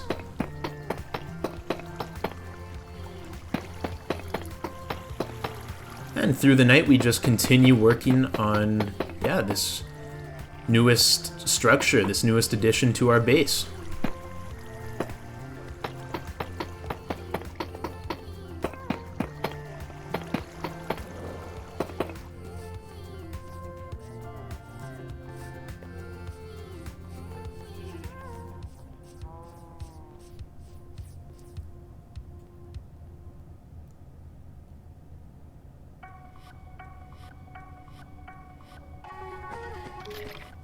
And we head back underground. There's some skeletons as well as a zombie to take care of in our mob farm, so naturally we take care of them. And then back to the nether again, because we still need even more quartz. I accidentally used my silk touch pick for the first couple pieces, even though I now did have my Fortune 3 pickaxe, so we place those down quickly and destroy them again, but this time with the Fortune 3 pickaxe instead of the silk touch. We then find another vein, get up to level 30.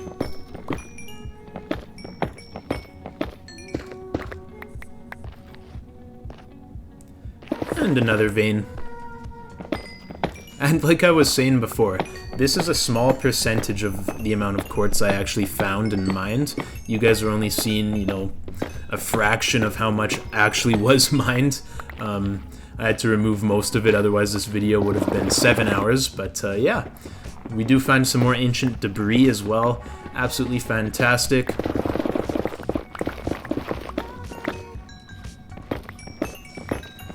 And with the efficiency in our pickaxe, the netherrack does get broken so quickly, it's absolutely insane. The only problem is it's actually a little bit dangerous because you can mine so fast and just end up walking right into lava or falling into a hole.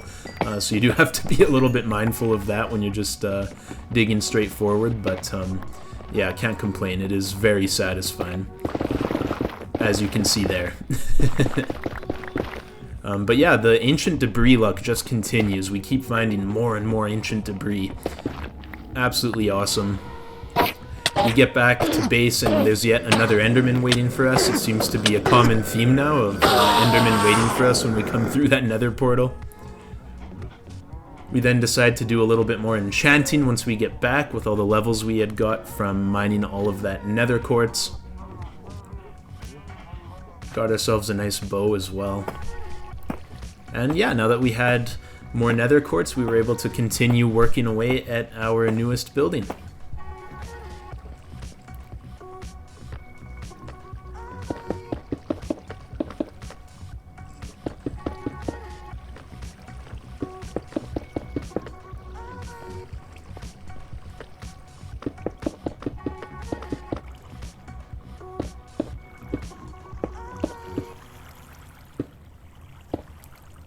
And now we start placing the glass on the third layer of the building.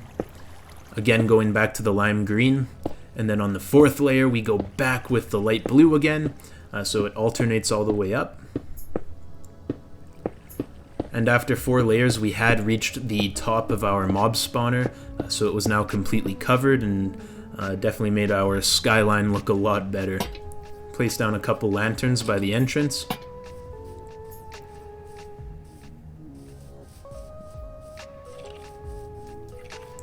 And then we put down some ladders so we have an easy way to get to the top.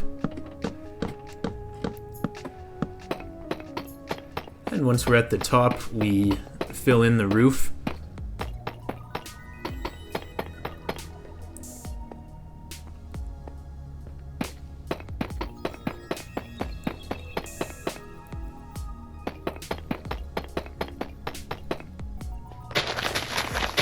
And then we fill the inside in with grass. My plan for this was to build like a nice kind of rooftop garden zen area where we can kind of just relax and chill out, and just to add a really cool aesthetic to our base. And I figured there was no better tree to kind of match that aesthetic and that vibe than some cherry blossom trees. So we go ahead and place down a couple cherry blossom saplings on top of the building. As you can see, we place down some temporary lanterns beside them so they hopefully continue to grow throughout the night. And then we just get a little bit of, lantern happy here. We don't want any mobs spawning up here, taking away from the efficiency of our mob farm.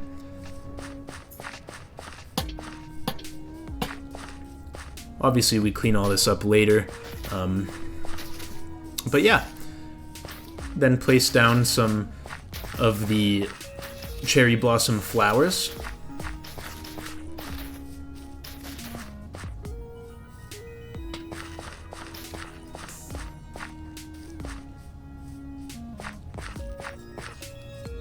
We then wait for the cherry blossom trees to grow and the grass to spread.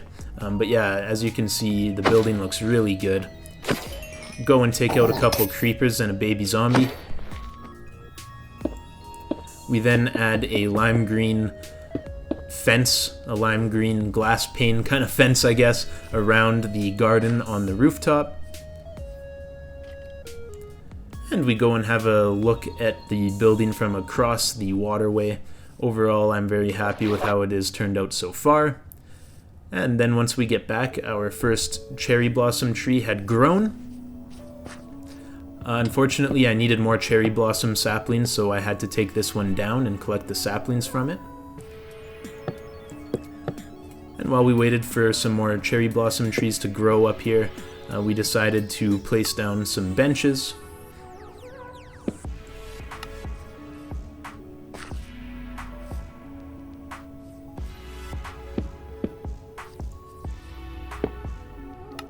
Really just trying to create a nice cozy rooftop space.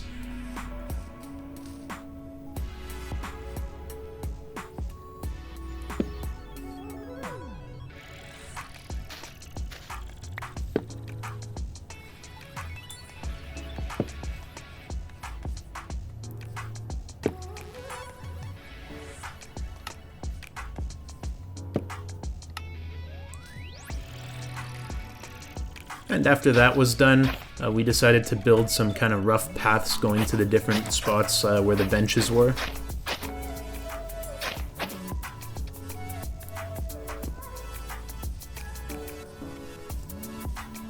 And this is kind of how it's looking so far.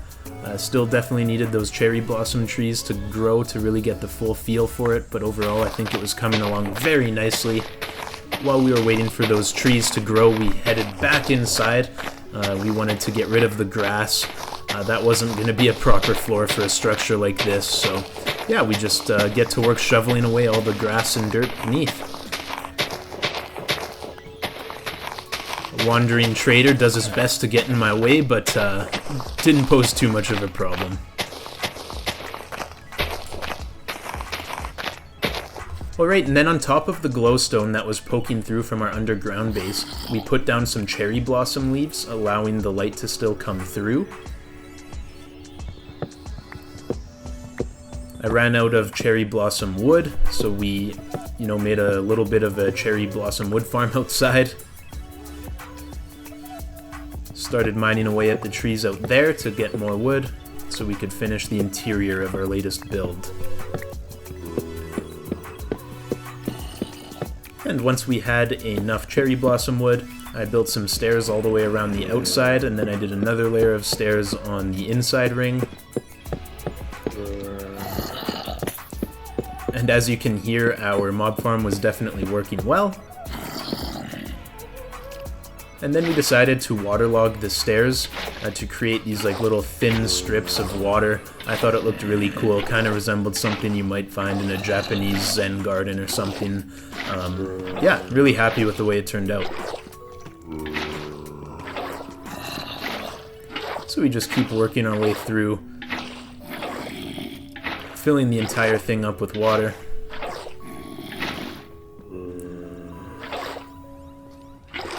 And then we do the same with the outside layer of stairs.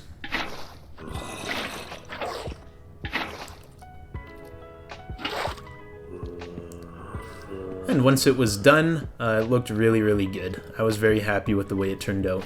Just a nice and kind of peaceful interior, which created a nice juxtaposition with the mobs that were going to be put to death just mere meters away.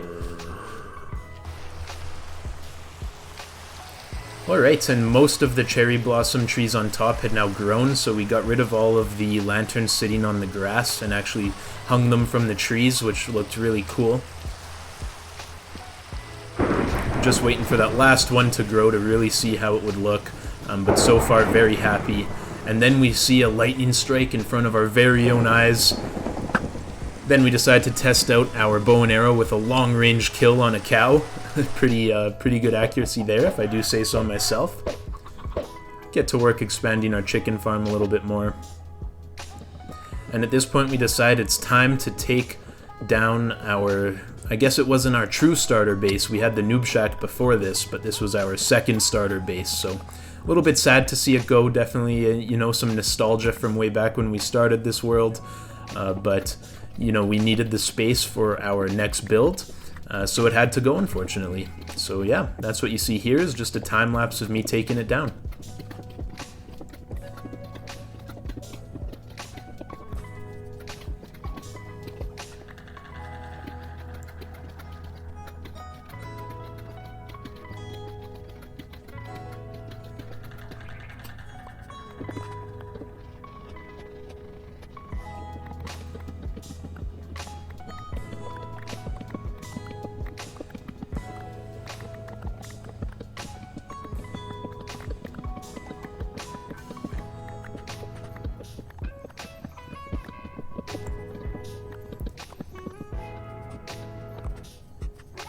Alright, and yeah, just like that, the structure had been completely torn down. We fill in the ground with dirt, and it's like it never existed at all. Back on top, we were enjoying our new garden space, still waiting for that last sapling to grow, but that's okay. Really just enjoying it. The cherry blossom petals that were sort of floating through the air just really added to the effect and made it really a nice place to kind of hang out and take in a good view as well. I then decide to try the water bucket drop one more time. This time it was not successful. Yeah, it wasn't the end of the world, but I did lose some levels there. Maybe not the smartest thing to have done, but Oh well. But yeah, at this point, we decide that it is time to go find the stronghold, take out the end dragon, and get ourselves a pair of elytra. So we begin our adventure towards the stronghold.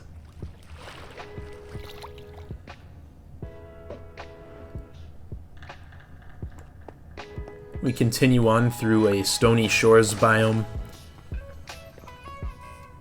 and then into a mesa highlands biome, I believe this is called. An absolutely massive mountain in the middle. I climbed to the top to get a nice view of the land around. We then found these gorgeous mountains covered by the clouds. Looked absolutely stunning as the sun was setting. Then we made ourselves a home inside of a cave and went to bed for the night so we wouldn't have to deal with any mobs as we continue our search for the stronghold. And this mesa biome was absolutely massive. We continue working our way through it. Eventually we find the spot where the stronghold should be, and we dig down towards it.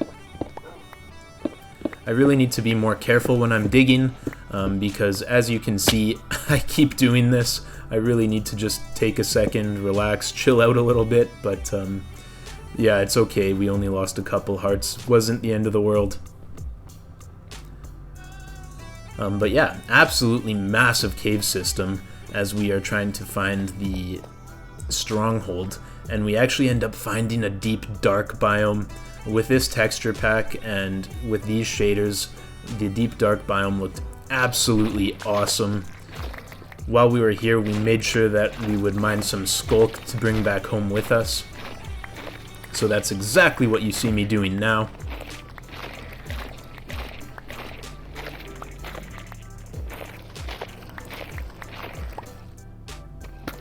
And as we continued our search for the stronghold, we did come across some more diamonds, so we weren't going to pass those up. We then found a skeleton spawner.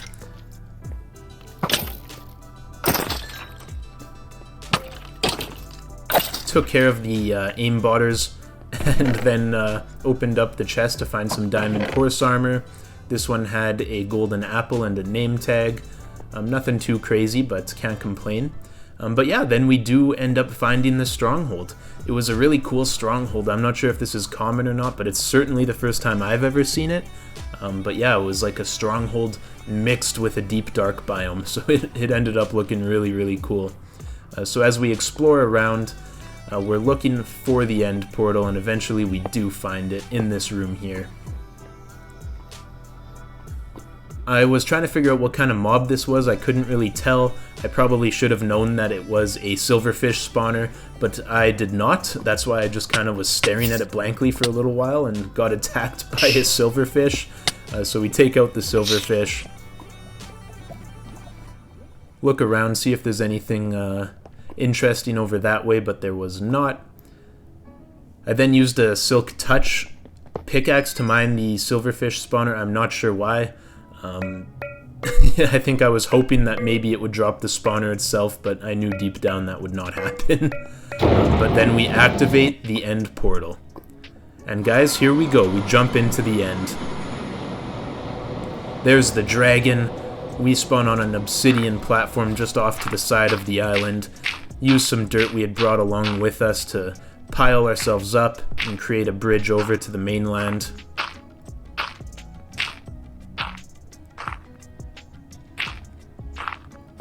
Alright, and once on the mainland, the battle effectively commences. We take out our bow to start aiming for the end crystals on top of each tower. If you're not familiar with how this battle works, basically the crystals on top of each tower will chain up with the dragon and heal the dragon. So if you don't take all of these out, the dragon effectively has unlimited health.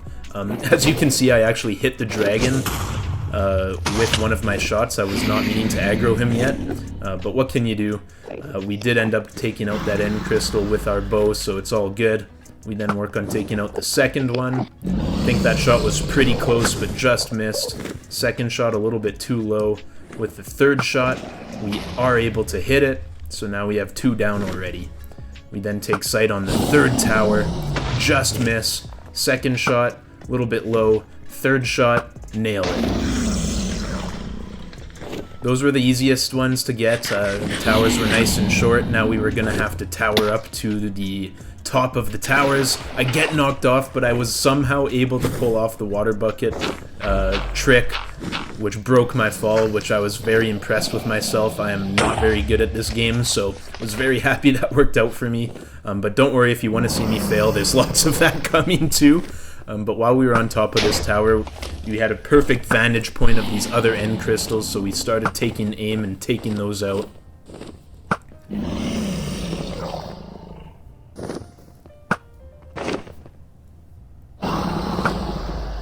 We then got down to the last end crystal that did not have a cage around it. I think this one was right at the edge of our spawn distance, or our active interaction distance. You couldn't really see the arrows. They kind of disappeared after a certain length. So it took a couple tries, but eventually we do hit it with this shot right here. Alright, so all that was left were the 2 end crystals that were caged, and then we would be able to start fighting the dragon itself. But first step was first we had to somehow get down from here. So we end up just going onto our dirt pile we had made to tower up here in the first place and digging away.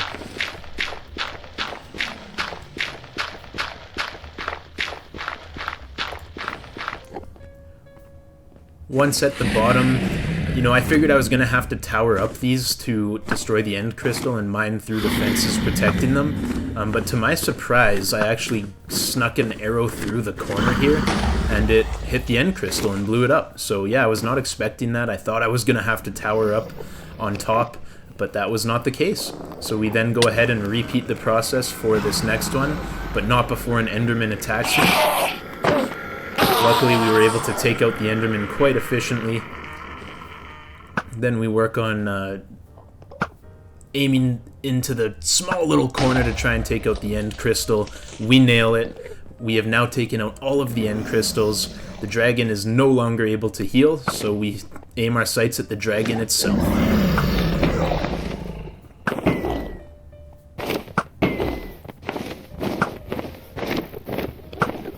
Now, it had been a very, very, very long time since I had fought the end dragon. I did not really remember what I was doing here. It seems like he would go to the middle once in a while and become invincible. I'm not sure if I should have just waited for him to fly around again, or if I am good to attack him when he's in the middle, how that works. But yeah, you'll see it does create a bit of a challenge for me in the near future here, to say the least. But yeah, he goes back to the middle again, so I take out my sword. I decide to hit him in the head, but I start taking a lot of damage. I was really just trying to avoid looking at the Enderman. The last thing I wanted to do was aggro a bunch of those guys while I was trying to fight the dragon. We go to the center, hoping the dragon will come to us while taking aim. My aim really sucked, I do apologize. I mean, earlier I was able to hit that cow from like a kilometer away, a mile away, but now, you know, the aim seems to have just gone completely down the drain.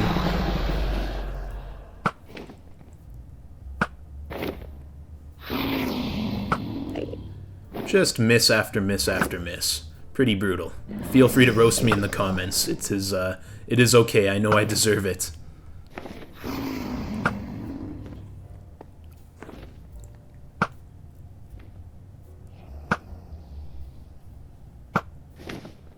This one we get lucky with. It goes up and then comes back down and hits him on the way back down, which was pretty crazy.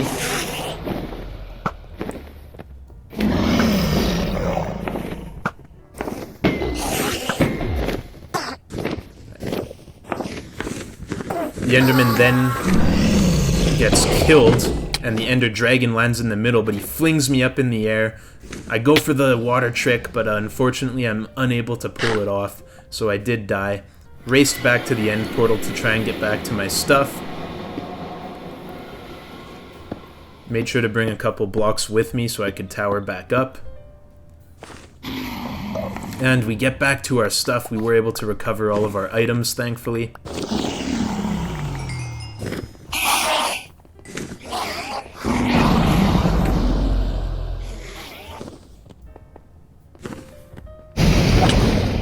And we continue just beating down the end dragon.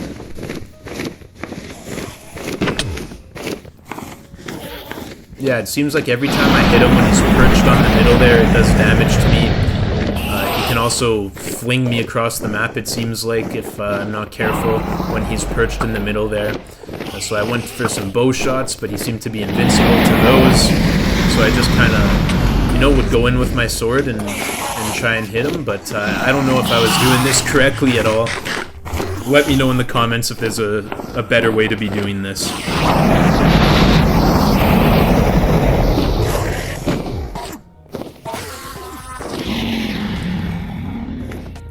We then bring our bow back out and go for some long-ranged attacks, but I had aggroed an Enderman. Unfortunately, I could not seem to land a hit, and I panicked, and I did end up dying again. So we come back to the end one more time. Go and find our stuff and collect all of it back.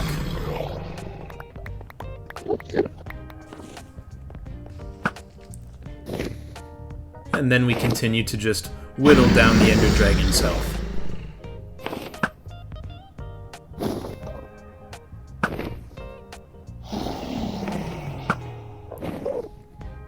Again, missing basically every shot. Pretty embarrassing.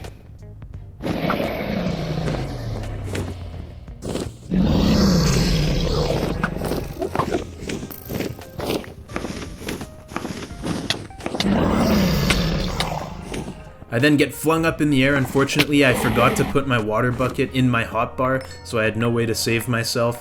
So I died yet again, collected my stuff. At this point, the Ender Dragon's health was whittling down.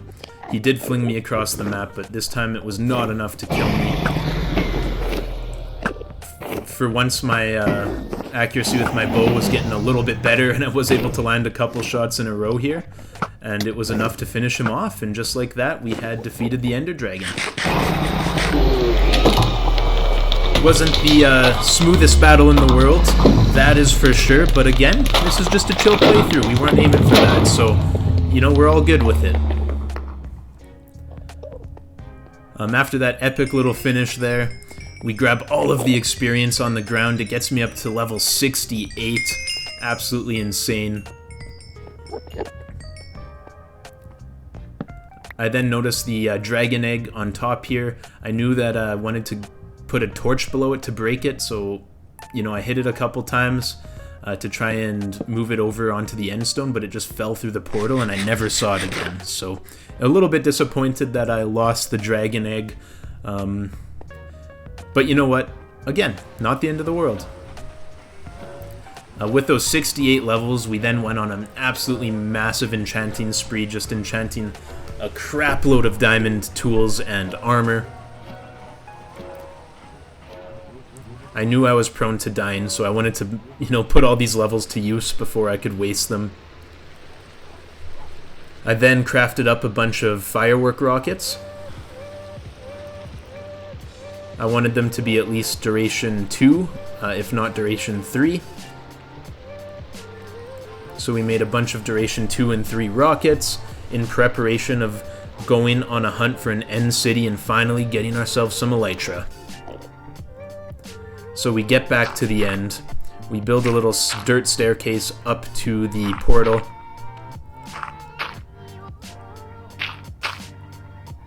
It is not the most aesthetic staircase in the world, but it definitely gets the job done. Perhaps later on in the series we'll come back to the end and clean it up and make a proper end base and all that sort of stuff. But for now, the dirt will do. So we throw our ender pearl through the portal, and now it is time to hunt for an end city. So we bridge ourselves across, going between the different islands. We turned our render distance all the way up, and we start looking for one of the cities so we can get our elytra. Unfortunately, I did die. I didn't realize it, but I wasn't recording at the time. Basically, while I was building a little 1x1 bridge across, I accidentally triggered an Enderman, and he came and pushed me off and killed me. But again, not a big deal because we got back, all our stuff was still there, and we were able to continue on. And we did find an end city, as you can see here. So we work on taking out these shulker box dudes. I'm not sure if they have an official name. Maybe shulker or shulks or something like that would be my guess. But yeah, we work on taking them out. When you get hit by them, they make you float. But if you eat the chorus fruit, you can teleport back to the ground. So yeah, we just kind of work our way through this end city, taking these guys out. We definitely wanted to get some shulker boxes going on top of the elytra. Those were the two most important things to grab while we were here, and we were not going to be denied. So yeah, we continue working our way through the tower.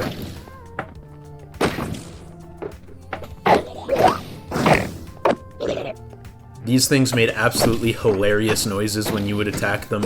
It was pretty funny. The only frustrating part was sometimes they would teleport to a different location. But yeah, it wasn't really too much of a hassle going through here. Never ended up dying in the end city. Unlike the Ender Dragon fight, it was pretty tame. A lot of floating, but the floating was perfectly fine. In fact, it actually helped me in a lot of cases, so yeah.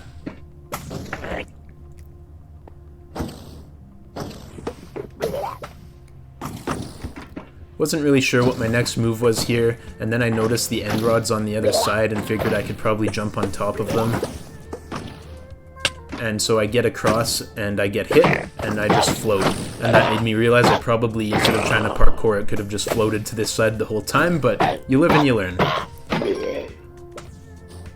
Alright, so then we do get our very first ender chest. Make sure to use a silk touch pick to mine that up. We then got a nice enchanted diamond sword.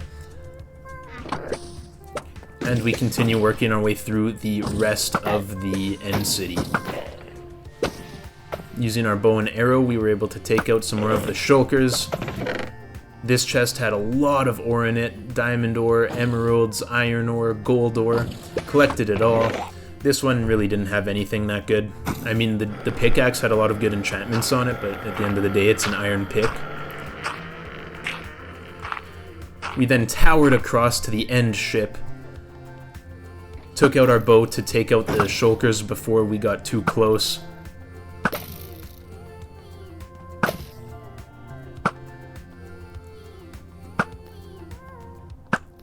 And just like that, we were able to take them out. So we continued bridging ourselves across. Then we got to the end ship. Had a quick look around. Found a brewing stand. Made sure to grab that even though we already had one. Can't hurt. Did have a couple potions inside of it as well. Over here was a dragon head on the front of the ship. We definitely wanted to grab the head. So we made ourselves a little dirt platform, and thank goodness we made this dirt platform, by the way, because my inventory was full and I did not realize that. So when I go to destroy the head here, what happens is it drops, but luckily it just lands on the dirt because we had built that dirt platform, not knowing my inventory was full and I wouldn't be able to pick it up. So crisis avoided there. And then we head back inside of the end ship after collecting some end rods. Take out the final shulker inside.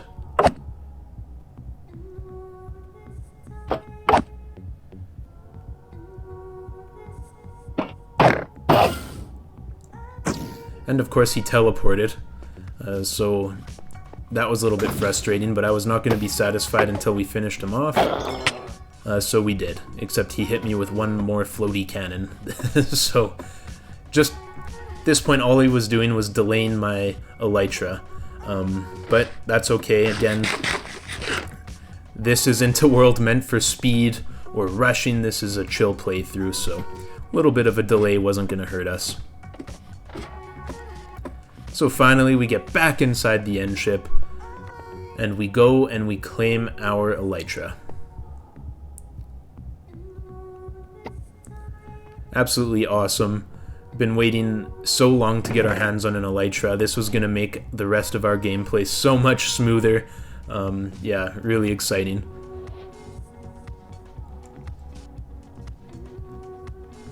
Inside of the chest there are a couple useful items, some enchanted diamond tools, an enchanted diamond sword, some diamonds themselves, some emerald. So we grabbed all that stuff, and then we put our elytra to the test for the very first time. and we used one of our rockets, and off we went. I was extremely impressed with the range I was able to get on this single rocket. We actually were able to fly all the way back to the original portal we had come from with only the use of one rocket, I believe. As you can see, yeah, we still haven't used another rocket, and we're going to get all the way back to that original portal. I do not remember the elytra being that efficient. Perhaps it's something that's changed, or perhaps it's always been like that. I'm not sure. But yeah, we grab the ender pearl, throw it through the portal, head back to our original end biome, through the portal, and yeah, spawn back at our bed. So mission success. We now had our elytra, we had a dragon head, we had some shulker shells. So we fly back towards our base and take in the absolutely gorgeous views of the mesa biome around us.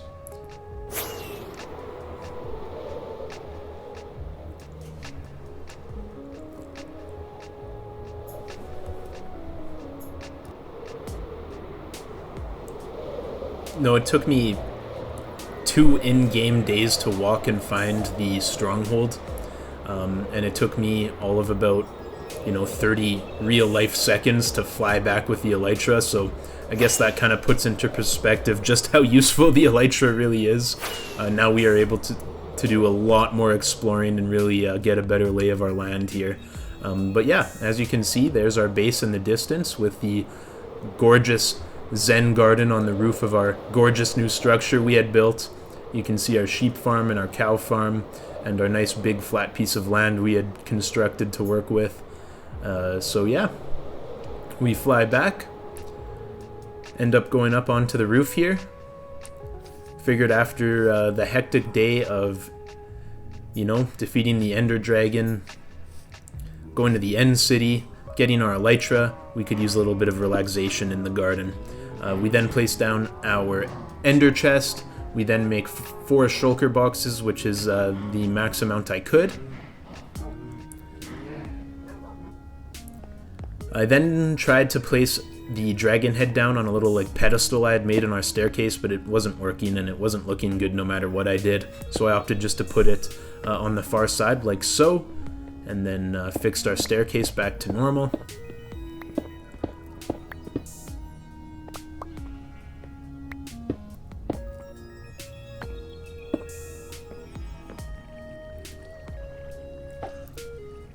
And then we decide to do some fishing to cap off the end to a glorious and successful day.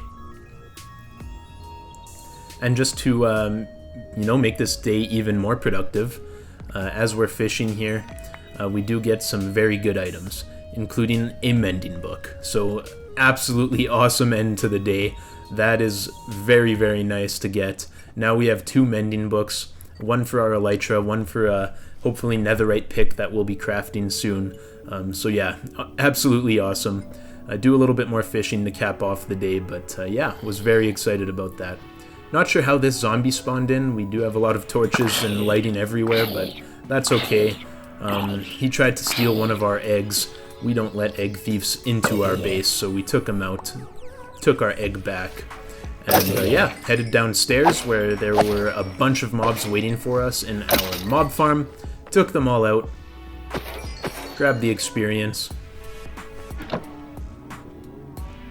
We then crafted as many netherite ingots as possible. We were able to craft 3, which meant we could upgrade 3 items to netherite, but for now there's only really 1 item I wanted to upgrade. But we were missing a smithing template in order to do so, which meant we were going to have to go to an end bastion. As you can see, I didn't realize you needed a smithing template. I thought you were able to create netherite items in Anvil. That is not the case, but after doing some research, I realized I was going to have to go to the nether, find a bastion remnant, which luckily we had already found that one from earlier, and find a smithing template. So we get to the bastion, immediately we mine all the gold blocks. Perhaps these would become useful for a beacon in the near future.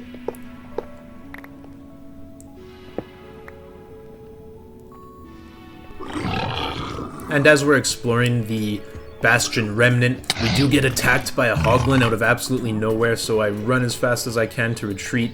I tower up a couple of blocks.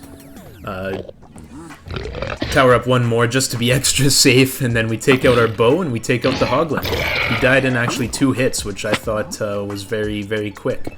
But yeah, ended up being a little bit easier than I thought. We then found our first room with a chest in it, and it had a smithing template, which is exactly what we needed, so was very hyped about that. We then took out a piglin. Dropped a gold sword for us, which we picked up. And yeah, we continued exploring, looking for more chests, which we do find.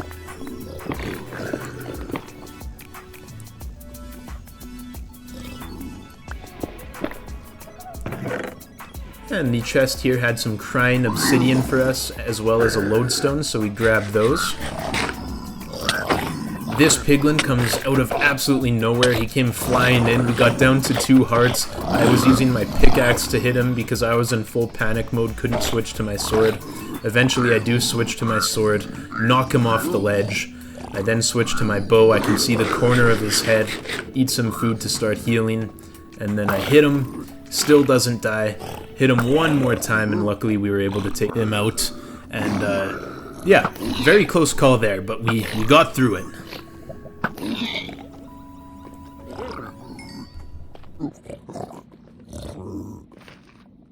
We then find 2 more chests. Some good loot in this one, including some ancient debris. This one had a bunch of crying obsidian, as well as some other good loot, so we grab as much of it as possible.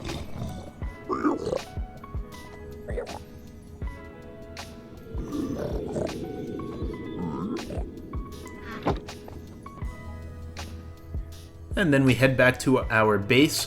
I had found out through doing some research that you're able to replicate the smithing template, so I definitely wanted to replicate as many of those as I could. So yeah, we made 7 of them, so that should last us for a long time. Taking some inspiration from the Lord of the Rings, I named our pickaxe the Arcanaxe, and then we turned it into a netherite pickaxe. It now had Fortune 3, Efficiency 5, Unbreaking 3, and Mending on it. So, an absolutely beast of a pickaxe. Very excited to get that. We then added Unbreaking 3 as well as Mending onto our Elytra. Absolutely fantastic there as well.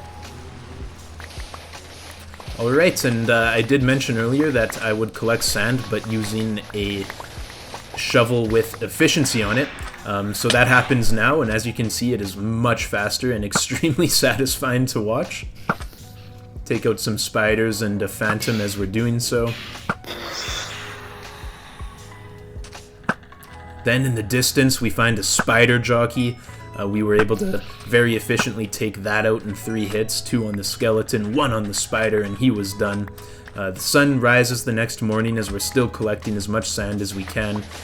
And there's that efficiency on the shovel again, just absolutely melting away the sand. Unfortunately, we did use up the very last little bit of our shovel, but that's okay. We collected quite a bit of sand, not as much as I was hoping, but still a lot. It was gonna, last us a long time for sure. So we then grab our shulker boxes. Then we go to a bamboo farm not too far away and collect a bunch of bamboo as we had run low on fuel again. So my plan was to use this as an easy source of fuel. Extremely satisfying, the noise the bamboo makes when you break it and all of the bamboo pieces falling down from the sky.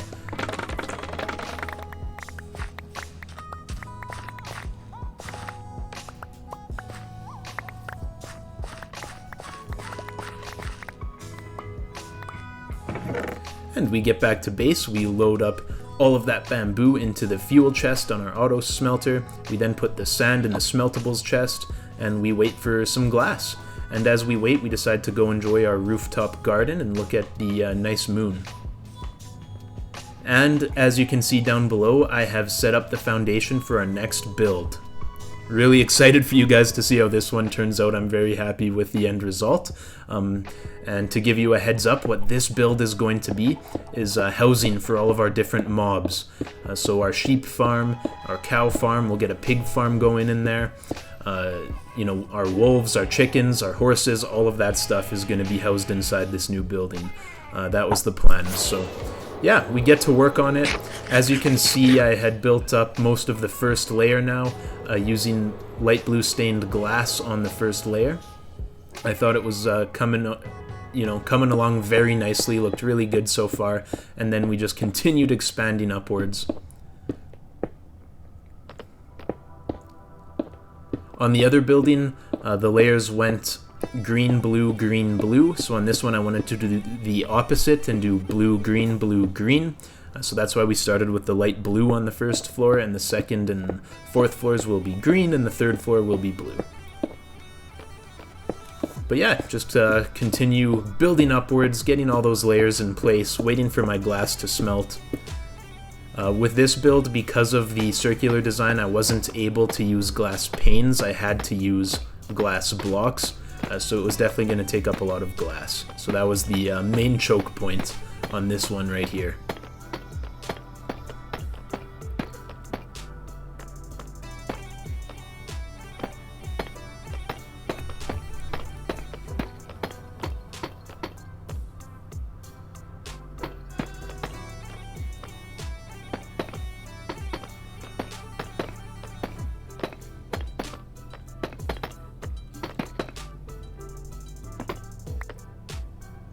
Alright, and that's the third layer, or at least, you know, the structural elements of the third layer finished. And yeah, overall, very happy with how it's looking so far. Obviously, it's going to look much better once the glass is all filled in. But yeah, I think it looks really cool. Let me know what you guys think, if there's any improvements I could make. But yeah, overall, considering I'm not usually the best builder in Minecraft, I'm very happy with how it turned out.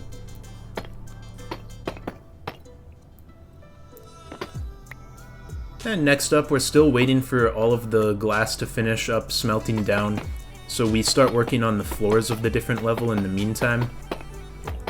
I use half slabs as basically the roof for the floor below, because we're going to be using a lot of dirt flooring in this build due to the fact that it's going to be a mob farm type build. And I didn't want, you know, the roof from the floor below to look like dirt, so I wanted to place a layer of half slabs first. So that's why I'm placing these half slabs down.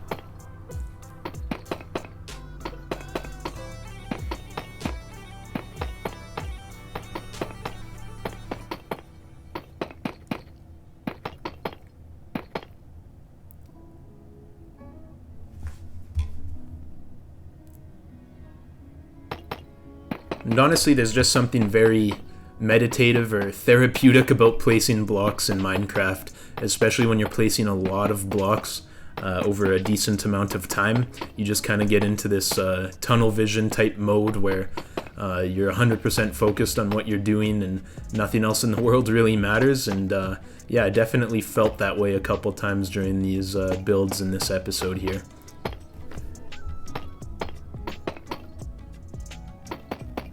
And once the half slabs were all placed, we do place dirt on top like I was mentioning I would be doing before. A couple grass blocks mixed in to make sure that they all turn to grass.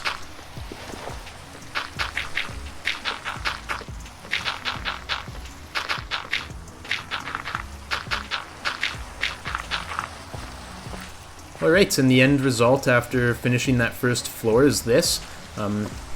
And then our bottom floor, I did build a couple of different pens for different animals as well, so this is how everything's looking so far. I then decided that I'm going to turn this pen into our chicken coop. Then keep building the flooring, so this is going to be the floor of our third floor now. So again, we start with the half slabs, and then we will be putting some dirt on top. So we continue to work on placing all of the dirt down on the third floor. And just like that, all of the dirt is finished. and we work on placing down some stone bricks. And yeah, this is what the third floor now looks like. Room for 2 different animal pens. The second floor is a much bigger single pen. I'm going to use that for our sheep, as I do tend to use a lot of wool when I play Minecraft. So yeah, I definitely wanted to have a big sheep farm. We then work on the roof. Again, starting with half slabs, just so when you look up from the floor below, it looks aesthetically pleasing.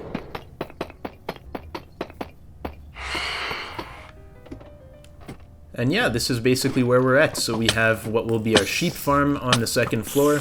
But as I was trying to give a little bit of a tour to you guys, a spider jockey kind of spawns out of nowhere. He's trying to hunt me down. He's dodging all of my arrow shots. He's on fire, but he's getting some shots off. Finally, we get the skeleton taken care of and the spider right after. Down to 2 hearts, but that's okay. We heal up, and we get to work placing dirt on the roof as well. Another wandering trader somehow managed to make his way all the way up to the roof here. Gotten away a couple times, but that's okay. And then on the other building, we made the rooftop railing out of lime green glass panes. So on this one, we do the light blue glass panes. And you can see the other building in the distance there. So I really liked how the Zen garden kind of idea turned out on the first building we had built in this episode. So I planned on replicating that on this building as well, to kind of keep the consistent theme going, and because I thought it did look really good. So we torch up the roof just for now, just to ensure no mobs spawn in the meantime. Then decided it's probably a good idea to start lighting up all of the different floors beneath as well, because yeah, it had definitely turned into a second mob farm, and we already had a mob farm. We did not need a second one. So yeah, I tried to take care of these mobs here. Unfortunately, it did not go very well for me. As you can see, I do end up dying here. I tried to jump off and use my elytra to fly, but unfortunately I did not do so properly and met my end. But that is a-okay, as it wasn't a very far commute to retrieve our items and get back to business, so yeah, no problem at all.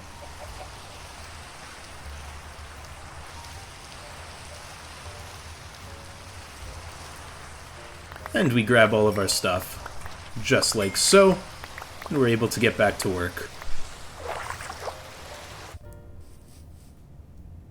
Alright, and then we start working on the rooftop garden, placing down some cherry blossom saplings, waiting for them to grow.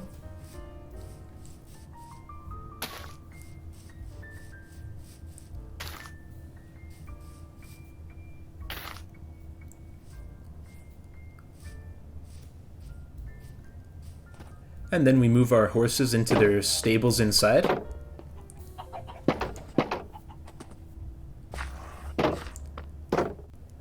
So yeah, the horses are looking really good inside of their new pens. I do have 2 more pens for future horse expansion.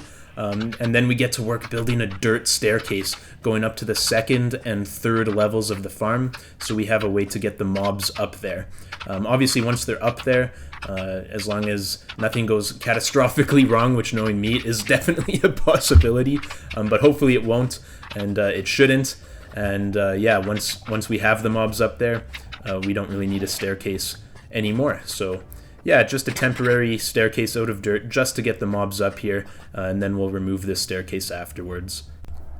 And now the staircase to the 2nd floor was completed, so we work on expanding it up to the 3rd floor.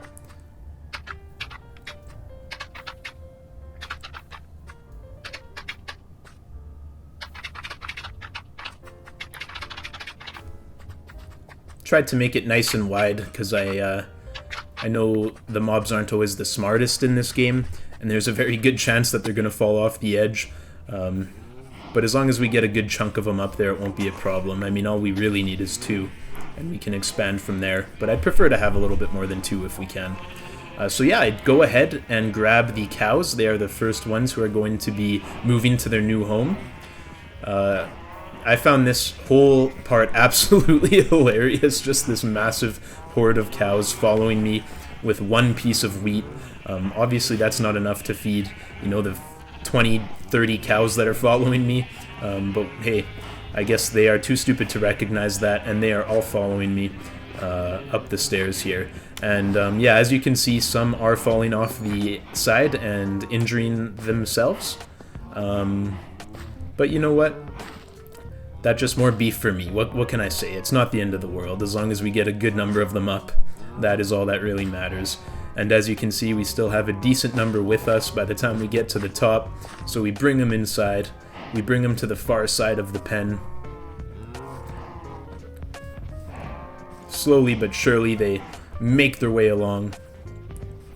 Moving very slowly for sure. Yeah, I'm really sorry for the puns in this episode, guys. Feel free to roast me in the comments, but what can you do? But yeah, we get the cows up there, we seal off the fence, so yeah, our cow enclosure is ready to go. I do find a couple of pigs not far from our base either, so, you know, we attach some leads to them. The leads were giving me a little bit of trouble, so we switched to holding a carrot for the staircase, and we get them to follow us all the way up. Unfortunately, we do only have 2, but that is enough to start a farm, so no problem. So we get the pigs inside of their enclosure, and yeah, we're basically all set. We did have a cow escape. He must have been on the ground level and climbed all the way up here, because there's no way the cows up here already could have gotten over that fence, so, you know, he made that trek for nothing. I do apologize to that poor cow, but unfortunately he had to go. But yeah, so just like that, the cows and the pigs were done. We could take down the part of the staircase that went all the way up to the 3rd level, as, yeah, we were all finished up there. Mobs in place, and everything was looking good. Next up, we decide to relocate our dogs over into our mob building as well, including Kylie and Carl, who are 2 subscribers from the last episode. Thank you guys again so much for the subscriptions. And I wanted to test our wolves out on that cow, but he was already very low health. He must have dropped from the staircase earlier. But on this cow, we are able to test out the wolves, and they are very loyal and very strong indeed, taking them out very efficiently. So yeah, we continue to lead the dogs towards their new pen. They have 1 more cow to devour on the way so they don't get hungry in their new enclosure. They finish eating that cow, and then we bring them all the way inside here. And just like that, our dogs are in their new home. So we get them all to sit down. And yeah, everything's looking good. Chickens, horses, dogs, cows, pigs, they're all in place. Now we just need to get the sheep up there. But before we can get the sheep up there, we still were waiting on some lime green glass. So in the meantime, we took out a couple mobs at our farm. We enjoyed our rooftop garden. This one was coming along nicely. I added some benches, a little table for some socializing there. Maybe we can invite our axolotls and dogs up here for a party at some point. Yeah. And at this point, a good chunk of our lime green glass was now ready, so we started placing that down. As you can see on the far side, I left an opening for our sheep to come and join us up here, which we will get to shortly. But yeah.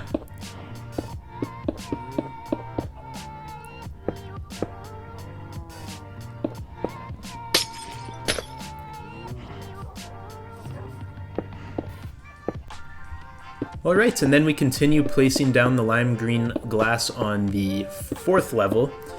This level was empty. I just had this in place for any sort of future expansion, any sort of mob farms we wanted to add in the future. We have a place for it now. So yeah, that is the reason that 4th floor is empty for now. But yeah, it was time to bring the sheep on up to the 2nd level. 1 cow was trying to disguise himself as a sheep, as you can see at the bottom there, but yeah. Unfortunately for him, I am not that blind, so he would meet his end. But for now, what we were worried about was getting the sheep in place, and in place they had become. So just like that, yeah, this building was pretty much all set up. We had all the mobs in place that we wanted. A couple finishing touches needed to be done, but overall, everything was looking absolutely fantastic. We were now able to take down our temporary dirt staircase for once and for all.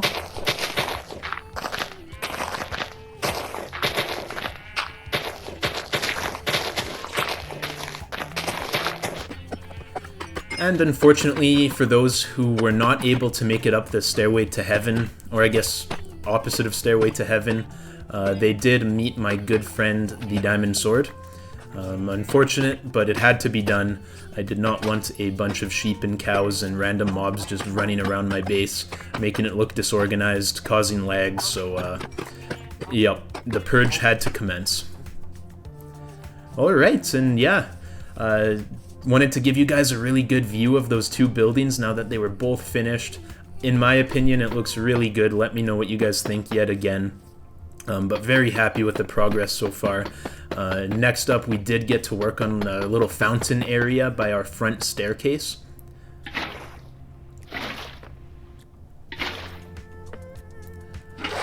I think I may have used a little bit too much deep slate tile in this build. It looks okay in the end, but I think there's a chance I'll be changing it up in the future. Again, any feedback is always appreciated. Let me know what you guys think.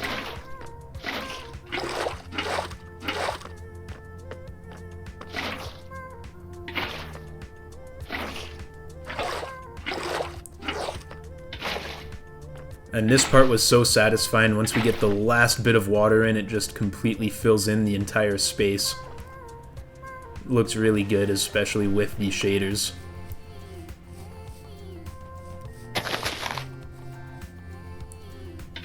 And then I decide to add in some tiled deep slate walls with a lantern on top, and then I put some water on top of the lantern to make these fountains. Repeat that process over on both sides, and this is how it looks. So overall, yeah, I do think it looks really good. I do think perhaps it's a little bit too much deep slate. Perhaps a little brighter color palette somewhere in there would look a little bit better. So that is a change that we can definitely make in the future. But yeah, definitely happy with it overall. We then decide to replace the torches on our front staircase with lanterns that go all the way down the steps. Created a really cool look, in my opinion. Was really happy with the way this turned out.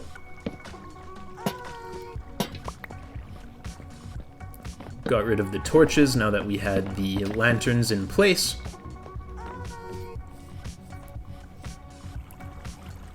And then I found the back wall of the fountain was looking a little bit bland, so I tried to brighten it up by adding some lanterns and some birch leaves in an alternating pattern. Kind of created like this little wave design of shelves.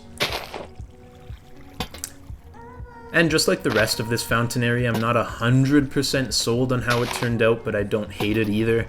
Let me know what you guys think. So we repeat that process on both sides. And that's kind of what it looks like in the end. Getting towards the end of our 200 days here, we decide to do a little bit more fishing.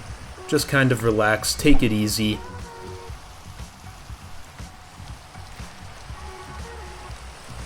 As you can see, the lanterns in the water, I think, make a world of difference, especially once it starts to get darker outside. It looks really cool. Brightens up the lake, makes fishing even that much more cozy.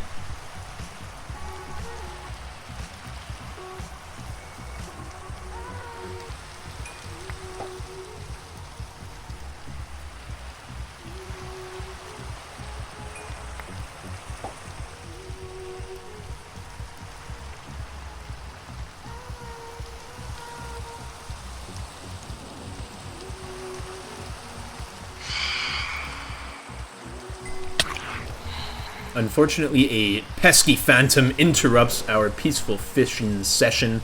You know, I'm just trying to do some fishing in the dark. This guy comes out of nowhere. But that's okay. If he's not going to let me fish for fish, I'm going to fish him instead. So I tug him towards me with my fishing rod. It doesn't exactly work out very well, but I had fun nonetheless, so who cares? This time it works out a little better though. I'm able to hook him with the fishing rod, pull him in, and then I get a nice hit off and end up taking him out with my sword. It is now day 198. We go to bed. We wake up on day 199. Now, I have gotten a couple comments, just a couple, about me not using a shield. So I decided to ensure that I do not get those comments again for the 200-day episode. On day 199, I will be making myself a shield and equipping it. So if you leave a comment about how I didn't use a shield, please go ahead and delete that comment now, because I did, okay? So then we name some of our axolotls after subscribers. First we have Slem Bobbin, then we have Maxwell Skellington, next up we have Raison. We have 2 more name tags left, so we're gonna go ahead and name some of our dogs after some subscribers as well.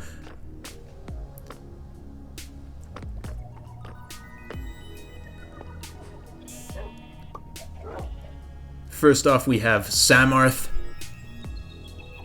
and then we have Rusted Zeus. Thank you guys so much for subscribing. Make sure to subscribe if you want the chance to have your name in-game on one of our mobs. I'm going to keep this tradition going in future episodes. We then get back to base and take out a couple more creepers. Wouldn't be proper not to end this series with some creeper deaths if you ask me, so that pretty much does it for day 199. We go to bed on day 199, and of course when we wake up, it is day 200.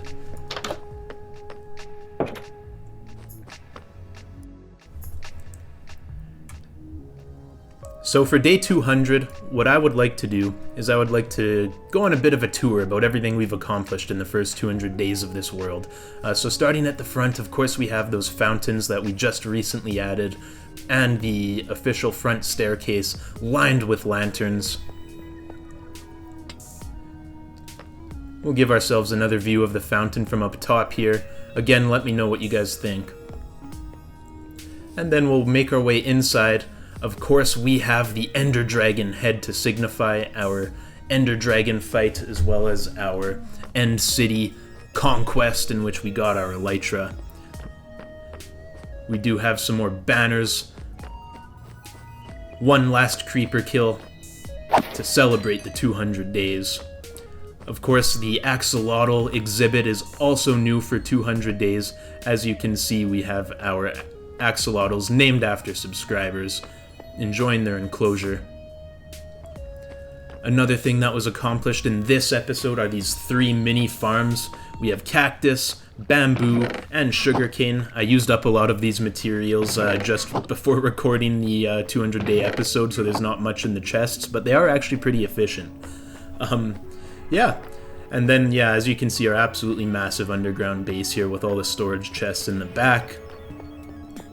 And as we leave, we have our nice flat area from the first 100 days and these 2 new buildings that we had created this episode. This one has almost like a little Japanese Zen room at the bottom with the water going around. Of course, the centerpiece of the room is the tower that drops the mobs. And as we climb up, we get a really nice view of the mob farm. And once we get to the top, we have our first Cherry Blossom Zen Garden. Looking really good with the lanterns and the benches and the pathways and the flowers on the ground and everything. Very happy with the way it turned out. And you can see our second building, our mob farm building, in the foreground. So we go ahead and we fly towards that. On the main floor, we do have our chicken coop, as well as our horse pens, and we have our dog enclosure as well. The grass wasn't growing very well in the horse pen, so I placed down those torches earlier and forgot about them, so quickly remove them now. And as we climb up, our second floor has our sheep farm, our third floor has our cow and our pig farm, our 4th floor is going to be used for future mob farms, and on the top we have that second Zen garden with the cherry blossoms. Absolutely fantastic looking.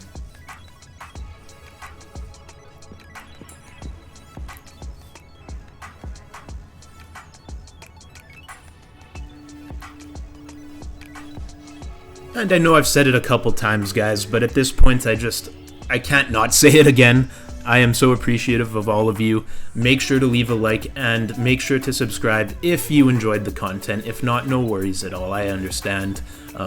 Thank you guys so much for being here. Really means the world. And fill up that comment section, because I literally read all 250 plus on the first video so far.